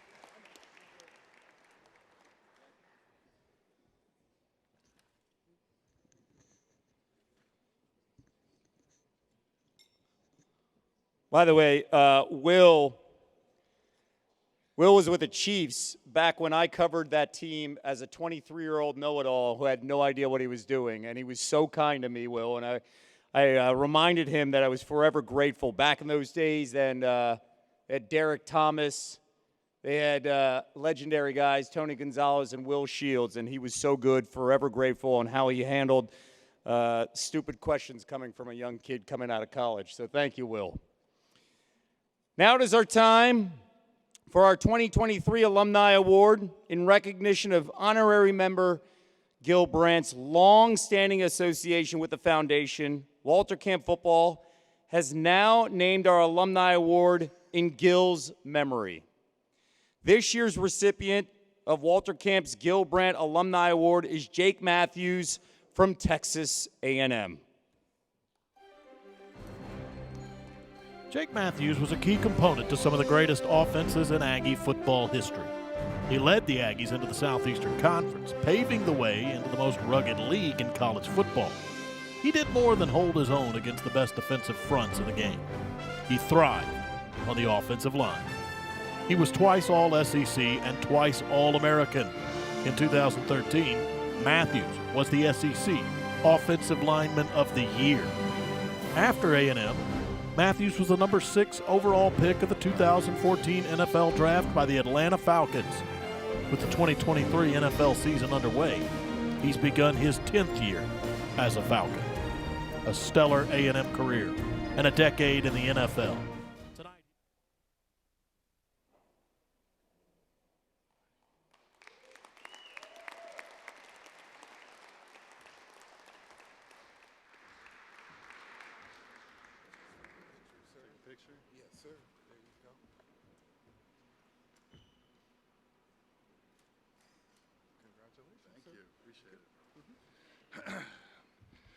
All right, well, first of all, let me say how honored and humbled I am to be up here today.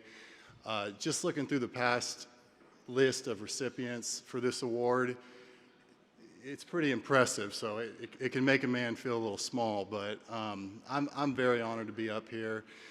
If you don't know, I come from a pretty big football family. I'm one of 8 Matthews to play in the NFL. My grandfather, Clay Matthews Sr., played for the 49ers back in the 50s. My Uncle Clay had a 19-year career, mainly with the Browns, and my cousin is Clay Matthews III for the Green Bay Packers, who recently retired, and I have another cousin, Casey. Then on my side, I've got 2 brothers, Kevin and Mike, who played, and then obviously my dad, Bruce Matthews, 19-year career, Hall of Famer, and really the person I looked up to my entire life. Needless to say, there might have been a little bit of pressure growing up to join the family business, but to my dad's credit and my family, nothing but supportive and helped me thrive and get to where I am today. And looking back at my time at Texas A&M, just remember the admiration and honor it felt to be named an All-American, being in the same class of the guys I saw playing around the country, and like these guys back here. It's a huge honor. And you know, heading now into my 11th year with the Atlanta Falcons. You know, Atlanta has been great to me. I love that city. I met my wife Maggie there. We had our first son there, and we got another one on the way. So if you want to give her a round of applause.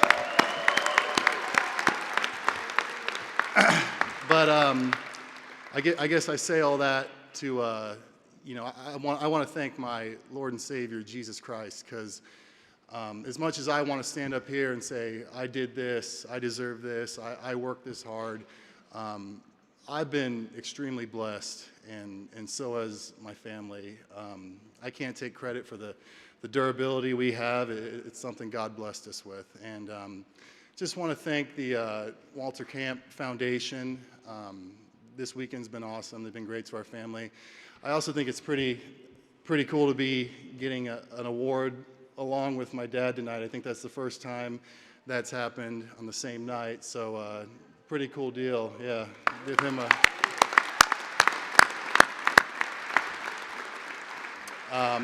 But yeah, just very appreciative and thankful, and thanks for hearing me out.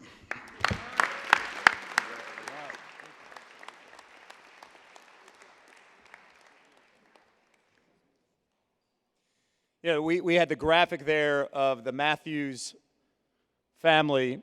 The patriarch, his great-grandfather, H.L. Matthews, was a minor league baseball player, longtime coach at the Citadel. I mean, that is a phenomenal gene pool and family tree. And congratulations. Like, really cool to share this night with your father. Which transitions now, naturally, to our Man of the Year award. We have the rare distinction, I think first time ever, and maybe first time and last time, of presenting father-son awardees this evening. Jake's dad, Bruce Matthews, is our 2023 Man of the Year.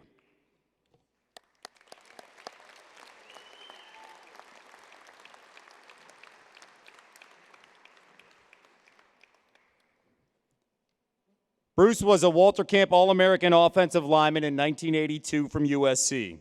Born in North Carolina, he grew up in Southern California. His dad, Clay Sr., a defensive lineman with the Niners in the 1950s. In addition to All-America honors, Bruce was awarded the Morris Trophy in 1982 as the best lineman in the Pac-12.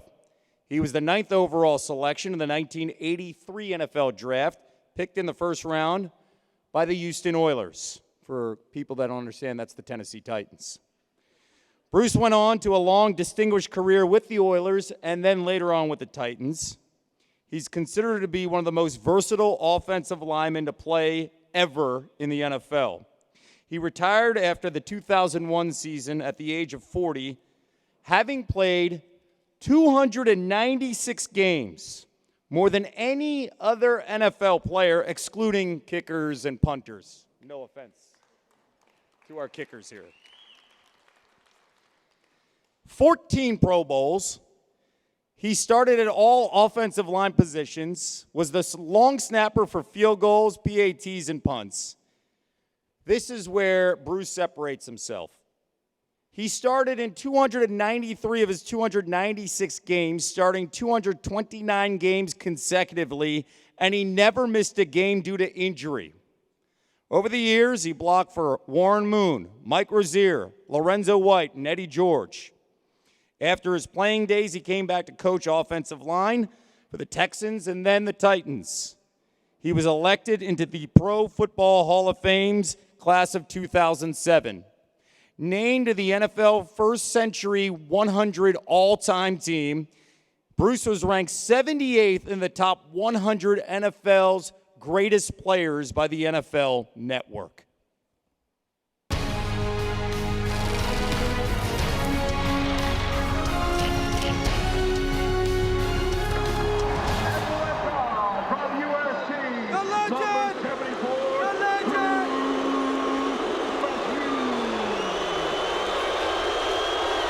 The thing that really impressed me about Bruce was his feet. For a guy his size, at about 6'4", 315 pounds, he had very, very nimble feet. He had a very low center of gravity. Never really got knocked out of technique. He was always balanced, always square, and that's something that's very, very important for an offensive lineman to be successful. He could play every position on the offensive line and made All-Pro at 2 of those different positions, and probably could have made All-Pro at all 3 if he wanted to. And running the run and shoot offense, we had basically the 5 linemen. We didn't have a tight end. We asked our offensive linemen to be very, very athletic in some of the things that they had to do, and Bruce got the job done. And who's taking over on the inside but Bruce Matthews, squishing people in there. Just a great athlete for a guy that huge. Bruce Matthews wasn't only agile, he was dependable. In 19 years with the Oilers and Titans franchise, he competed in 296 games, more than any offensive lineman in NFL history.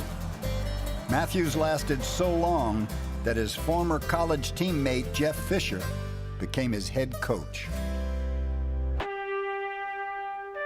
The biggest thing was you never quit anything.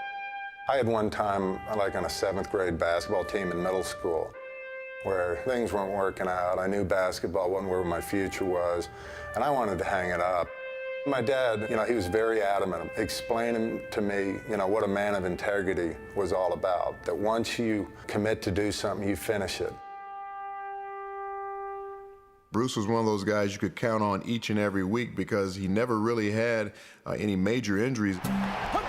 Consistency is very important for an offensive lineman and a group of offensive linemen together. The longer you can keep those guys together playing, the more success they're going to have as a unit, and the more success I would have as a quarterback as far as staying upright and being protected. Under some pressure, throws in the end zone. Harris, touchdown. But I got one ball. It's a guy that's been on this team for 17 years.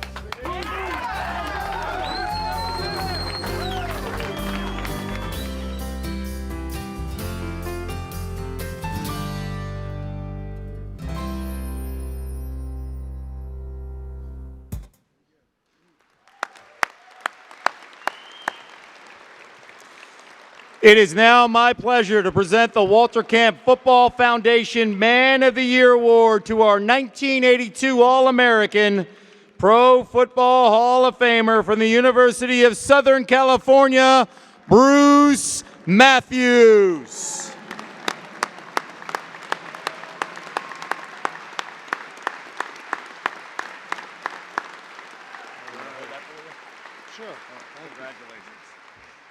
Thank you very much. Quite an honor to be here. To be perfectly honest, if they were just awarding Jake, I would have showed up anyway. So you could have gotten 2 for 1, but it really is an honor to be here. I want to thank the Walter Camp Football Foundation for everything, just how great they've taken care of my family. It's amazing that I was named Walter Camp All-American 41 years ago, because sure doesn't seem that long. And naturally, Jake had to rub it in a little bit because he said, "Oh, you're only a one-time All-American." I'm like, "Yeah, I guess so." So he's got that over me. And to these young guys here, it's so great to see there's an element of apprehension you can see for these guys because of what's coming up, but at the same time, the enthusiasm that they approach it. And I want to wish him the best of luck, especially Zachariah Branch, my fellow Trojan, fight on. And it'll be exciting to watch all these guys and where their career paths lead them. I'd like to thank my wife, Carrie, right here. It'll be 41 years in May. No, 41. Gosh. Yeah, and I took too many blows to the head, they say. But it will be 41 years in May. We have 7 children, 5 boys, 2 girls, and just what an amazing woman that God has blessed me with. Man, Jake, very proud of you as a father getting up here. I didn't know you could put that many syllables together, but you did a great job. And what else? Just so blessed. God has been so good to the Matthews family. Like Jake said, blessed to play 19 years in the league. I played the most games by an offensive lineman. My brother Clay played 19 years. He's played the most games by a linebacker. And, you know, I would hope at some point that he's going to get into the Pro Football Hall of Fame. I think you guys stiffed him, though, when he was up for Walter Camp. I'm not certain, though. I got to look back in the archives. But anyway, so blessed. We have 7 children, like I said. 4 of them played at Texas A&M. I played in the Super Bowl. We lost that. Made the Pro Football Hall of Fame. All great and very cool accomplishments. But my greatest accomplishment is knowing Jesus Christ as my Savior. And I'm so proud of what my kids are as being men of faith. And that's the most important thing.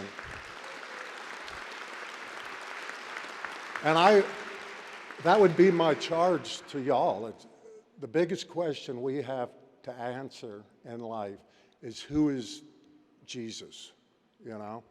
And if he's your Lord and Savior, then everything else falls into place. And I just believe that at the bottom of my heart. And again, thank you so much for this amazing honor. It's really humbling to be here. Thank you very much.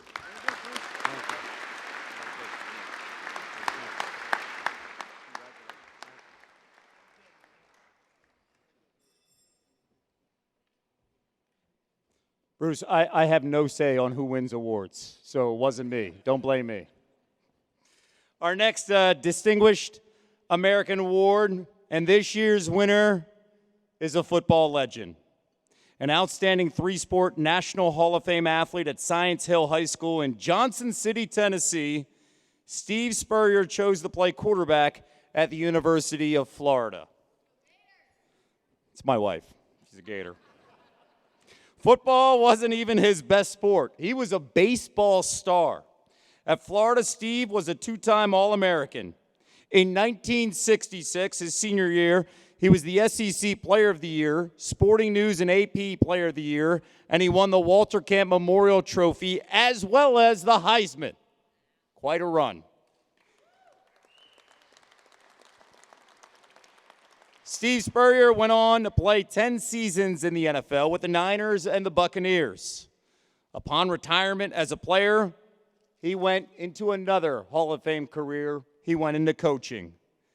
After assistant coaching stints at Florida, Georgia Tech, and Duke, Steve's head coaching career then spanned 39 years with the iconic Visor. 18 of his assistant coaches have gone on to head coach positions.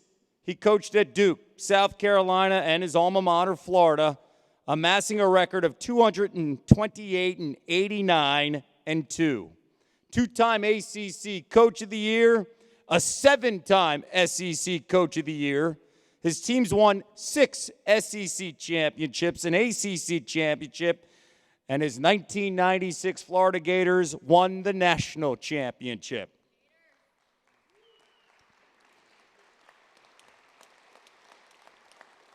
Steve Spurrier was elected to the College Football Hall of Fame as a player in 1986 and then again as a coach in 2017. He always brought excitement, the greatest quotes, enthusiasm, imagination, and innovation to our great game. On the field or on the sideline, Spurrier was the field general. University of Florida campus and field general Spurrier doesn't keep the fans waiting for the excitement. Senior quarterback Spurrier, with plenty of records to his credit already, is headed for more. And Steve Spurrier, his Player of the Year and Heisman Trophy winner, who had a great deal to do with Florida's being here tonight. The ball is towed and is on target. Steve has done it again.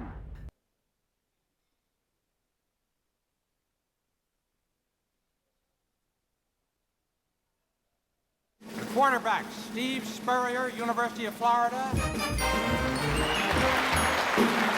And Bob Creasy of Purdue.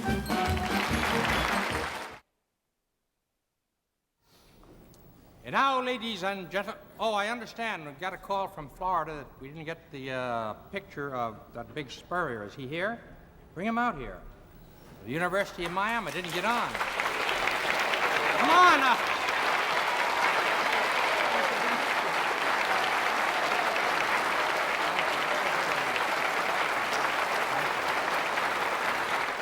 You know, when we hired Steve, his definition of excellence was duplication of achievement over time.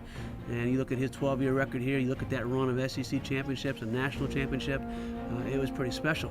What do kids love to do? They love to go out and play catch. And as you get higher and more sophisticated in football, you usually get to do less and less of that. Unless you played for Steve Spurrier. You did more and more, and you do what you love. You go back and throw the ball, and he tries to catch it, and that's what's fun. Steve Spurrier played the game and coached the game with that childlike imagination, and so it looked different. It felt different. It was different. And so you sort of looked at it and you marveled, sort of the way you marveled at Muhammad Ali and how he could clown around, joke around, put on a show, and keep knocking guys out. The Florida Gators were knocking guys out, but they did it with a smile on their face and they were laughing and having fun. Back in the shotgun to throw a deep ball down the field for Quest Green. He's got it! 40-yard line, 30, 20, 10. Goodbye! Good night! The ball game is all over. Now the Florida Gators have won their 4th consecutive Southeastern Conference championship. Crossing route, he's got Hilliard. He splits free at the 10, the 5, he's in! Touchdown! Oh my! And the Gators have won the national championship. The Florida Gators, the 1996 national champions.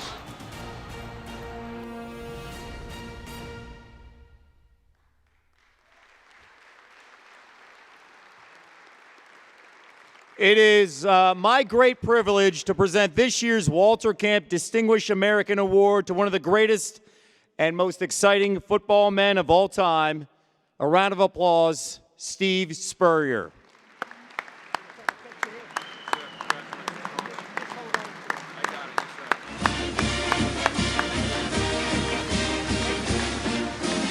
Thank you.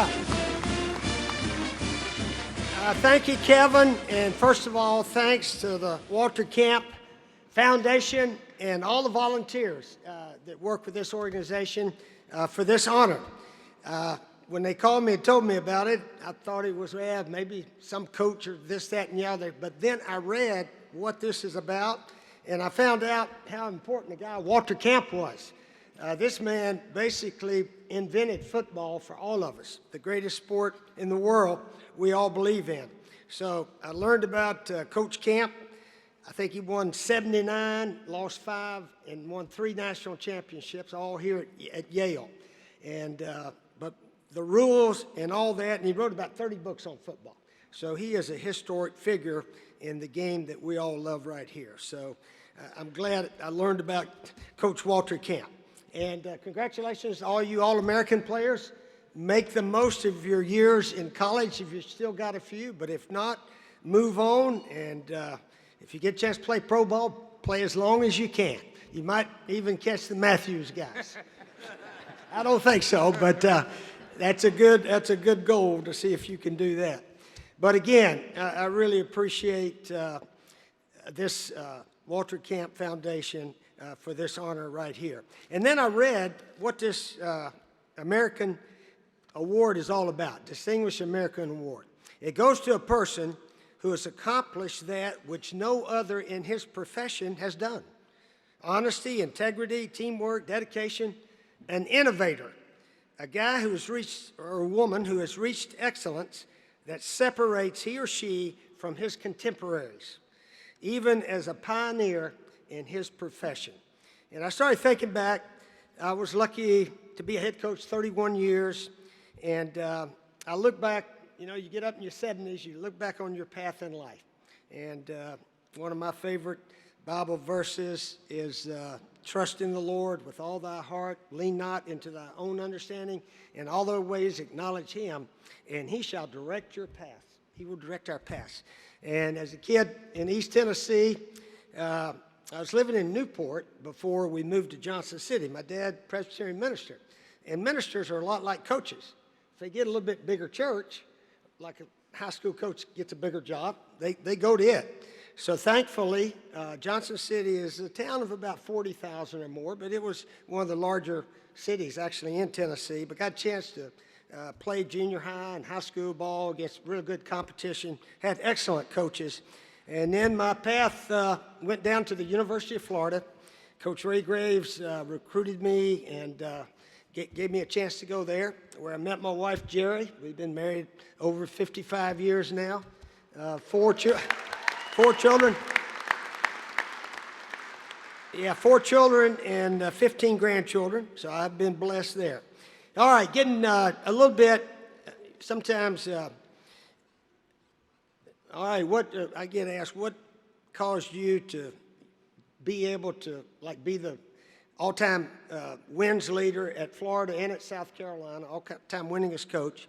And there's a lot of little quotes that have helped me along the way. The first one was this right here. To be successful in life, there's 2 ways to do it. You can do it like everybody else, same formation, same plays, and just try to outwork them. Try to outwork them, stay there all night and watch tape, which I never got into that. But, or the other way you do it is you do it differently, a little differently. Somebody asked me one time, why'd you start wearing that visor? I said, because nobody else was wearing it in 1990. And why do you open the game no huddle offense? Nobody else was doing it. That's why we're doing it. And we had, obviously, the personnel to do it there. So that, do it your way. Do it a little different than the way everybody else did. And another poem that I really loved is, they said it couldn't be done, but he with a smile replied, maybe it couldn't, but I would not be one to say until I've tried. So he buckled right in with a trace of a grin, and then he did this thing couldn't be done. So I got a chance to go to Duke University in the late 80s, and all my buddies said, Coach, everybody gets fired at Duke. You got no chance. If you want to be a head coach, go to Alabama, where Bear Bryant was, or go work for Nick Saban. That's how you get to be a head coach, in the South anyway, Coach. So anyway, I said, well, I didn't do that right there. But anyway, I got a chance to go to Duke University. I'd been there as an assistant. And lo and behold, our third year there, my wife gave me a sheet about setting goals. It's how you do it. You get your team together, you write down a bunch of things, and here's how you do it. You know, you're all in it together. Don't get full of yourselves when you win a game, and keep your mind on the ultimate goal. And one of our players, we said, you know, our goals were beat North Carolina, finish in the top 25, try to win 8 games. We'd won 7 the year before, and maybe finish in the top 25. I said, that's good. We'll see. And one of our guys raised his hand, Bubba Metz. He said, Coach, we think we can win the ACC football championship. This is at Duke. And all of us football people know it happened. It happened that year. The only one in 62 years that Duke has ever won. And so you look back and you say, how did it happen? Well, it happened because a lot of things occurred. Our team was 1-3, and we had a huge upset over Clemson. They came in 4-0, and they weren't ready to play very well. And we had a huge upset. We found a running back that the other team couldn't tackle, ended up gaining over 1,000 yards. And we could throw the ball pretty well, so we won our last 7 games in a row and won the ACC football championship. So going to Florida after that, my alma mater job was open. It was pretty easy to say, hey, we want it Duke. Certainly we can win here at Florida. But another thing that I really like, Michael Phelps, greatest swimmer of all time. He was asked one time, what drove you to be the greatest swimmer, male swimmer of all time? And he said, first of all, I hate losing. And second of all, I wanted to do things that had never been done before. And I said, dadgummit, I can go win an ACC at Duke, or we can, and I can go to Florida. When I got to Florida, they'd never won 10 games in a season. They had never won an SEC. They hadn't hardly won any bowl games. The players were there, but the mental part wasn't. So we started winning right away. First year, second year, lost the championship game third year, and then did that 4 in a row right there. So we were doing that, and then I was dumb enough to think I could go coach in Washington, that team in Washington, Redskins. That didn't work out very well. That's the only one that didn't work out. But then after that, I got a chance to go to South Carolina. Now, South Carolina, at that time, they had an overall losing record. Their record being in the SEC was like 25, 30%, something like that. But the ball players were there. They're in South Carolina. They're all over the place. They just needed somebody to tell them they're good enough to win. So we were able to set all the records at South Carolina. That was fun to win 11 games, the first time in school history. Tommy, we beat Nebraska. Tommy clobbered us in '95 when I was at Florida. But anyway, we got a chance to beat Nebraska in the Capital One Bowl. So I keep telling Tommy, I'm even with you now. But anyway, that was our first 11-win season, and then we did it a couple more years, and this, that, and the other. But anyway, I know that my path in life has been really blessed. I am thankful, thank the Lord every day. And I appreciate you guys giving me this Distinguished American Award. And I'm thankful I was able to do some things that never been done before. And gosh, maybe there's something else out there. Who knows? Thank you. All right. All right. Yeah, I'll just leave that.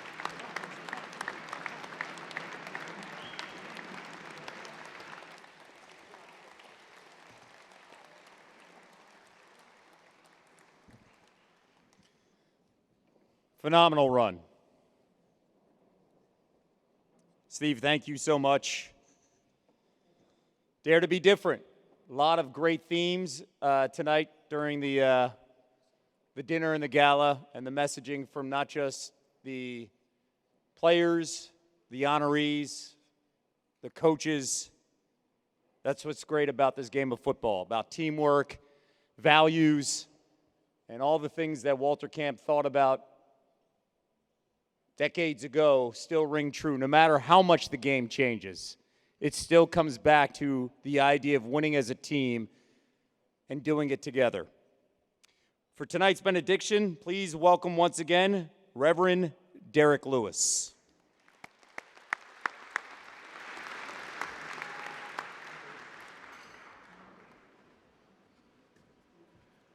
Before we pray, I know y'all got a after party situation. I tell you what, I'll stay here and I'll hear from Bruce and his son and coach. We can preach this thing out right now. We can preach. Come on, can you give them a hand? Amen. Nah, that's cute. I mean, can you really, really, really give them a hand? Yes. I am encouraged. I'm encouraged. Come on, if you have strength in your feet, come on, why don't you stand with us and grab the hand of your neighbor? Amen. Amen. Amen. What a wonderful night. I would ask especially that you would continue to keep this great consortium, these presidents and board members, in your prayers and in your thoughts. What a great commission of work that they are endeavoring in, especially with my dear friend, Mr. Mortale. Amen. Let's do this. Okay, Father God, now unto him that is able to keep you from falling and to present you faultless before the presence of his glory with exceeding joy. To the only wise God, our Savior, be glory, majesty, dominion, and power, both now and forever. Every glad heart say amen. Amen. Amen.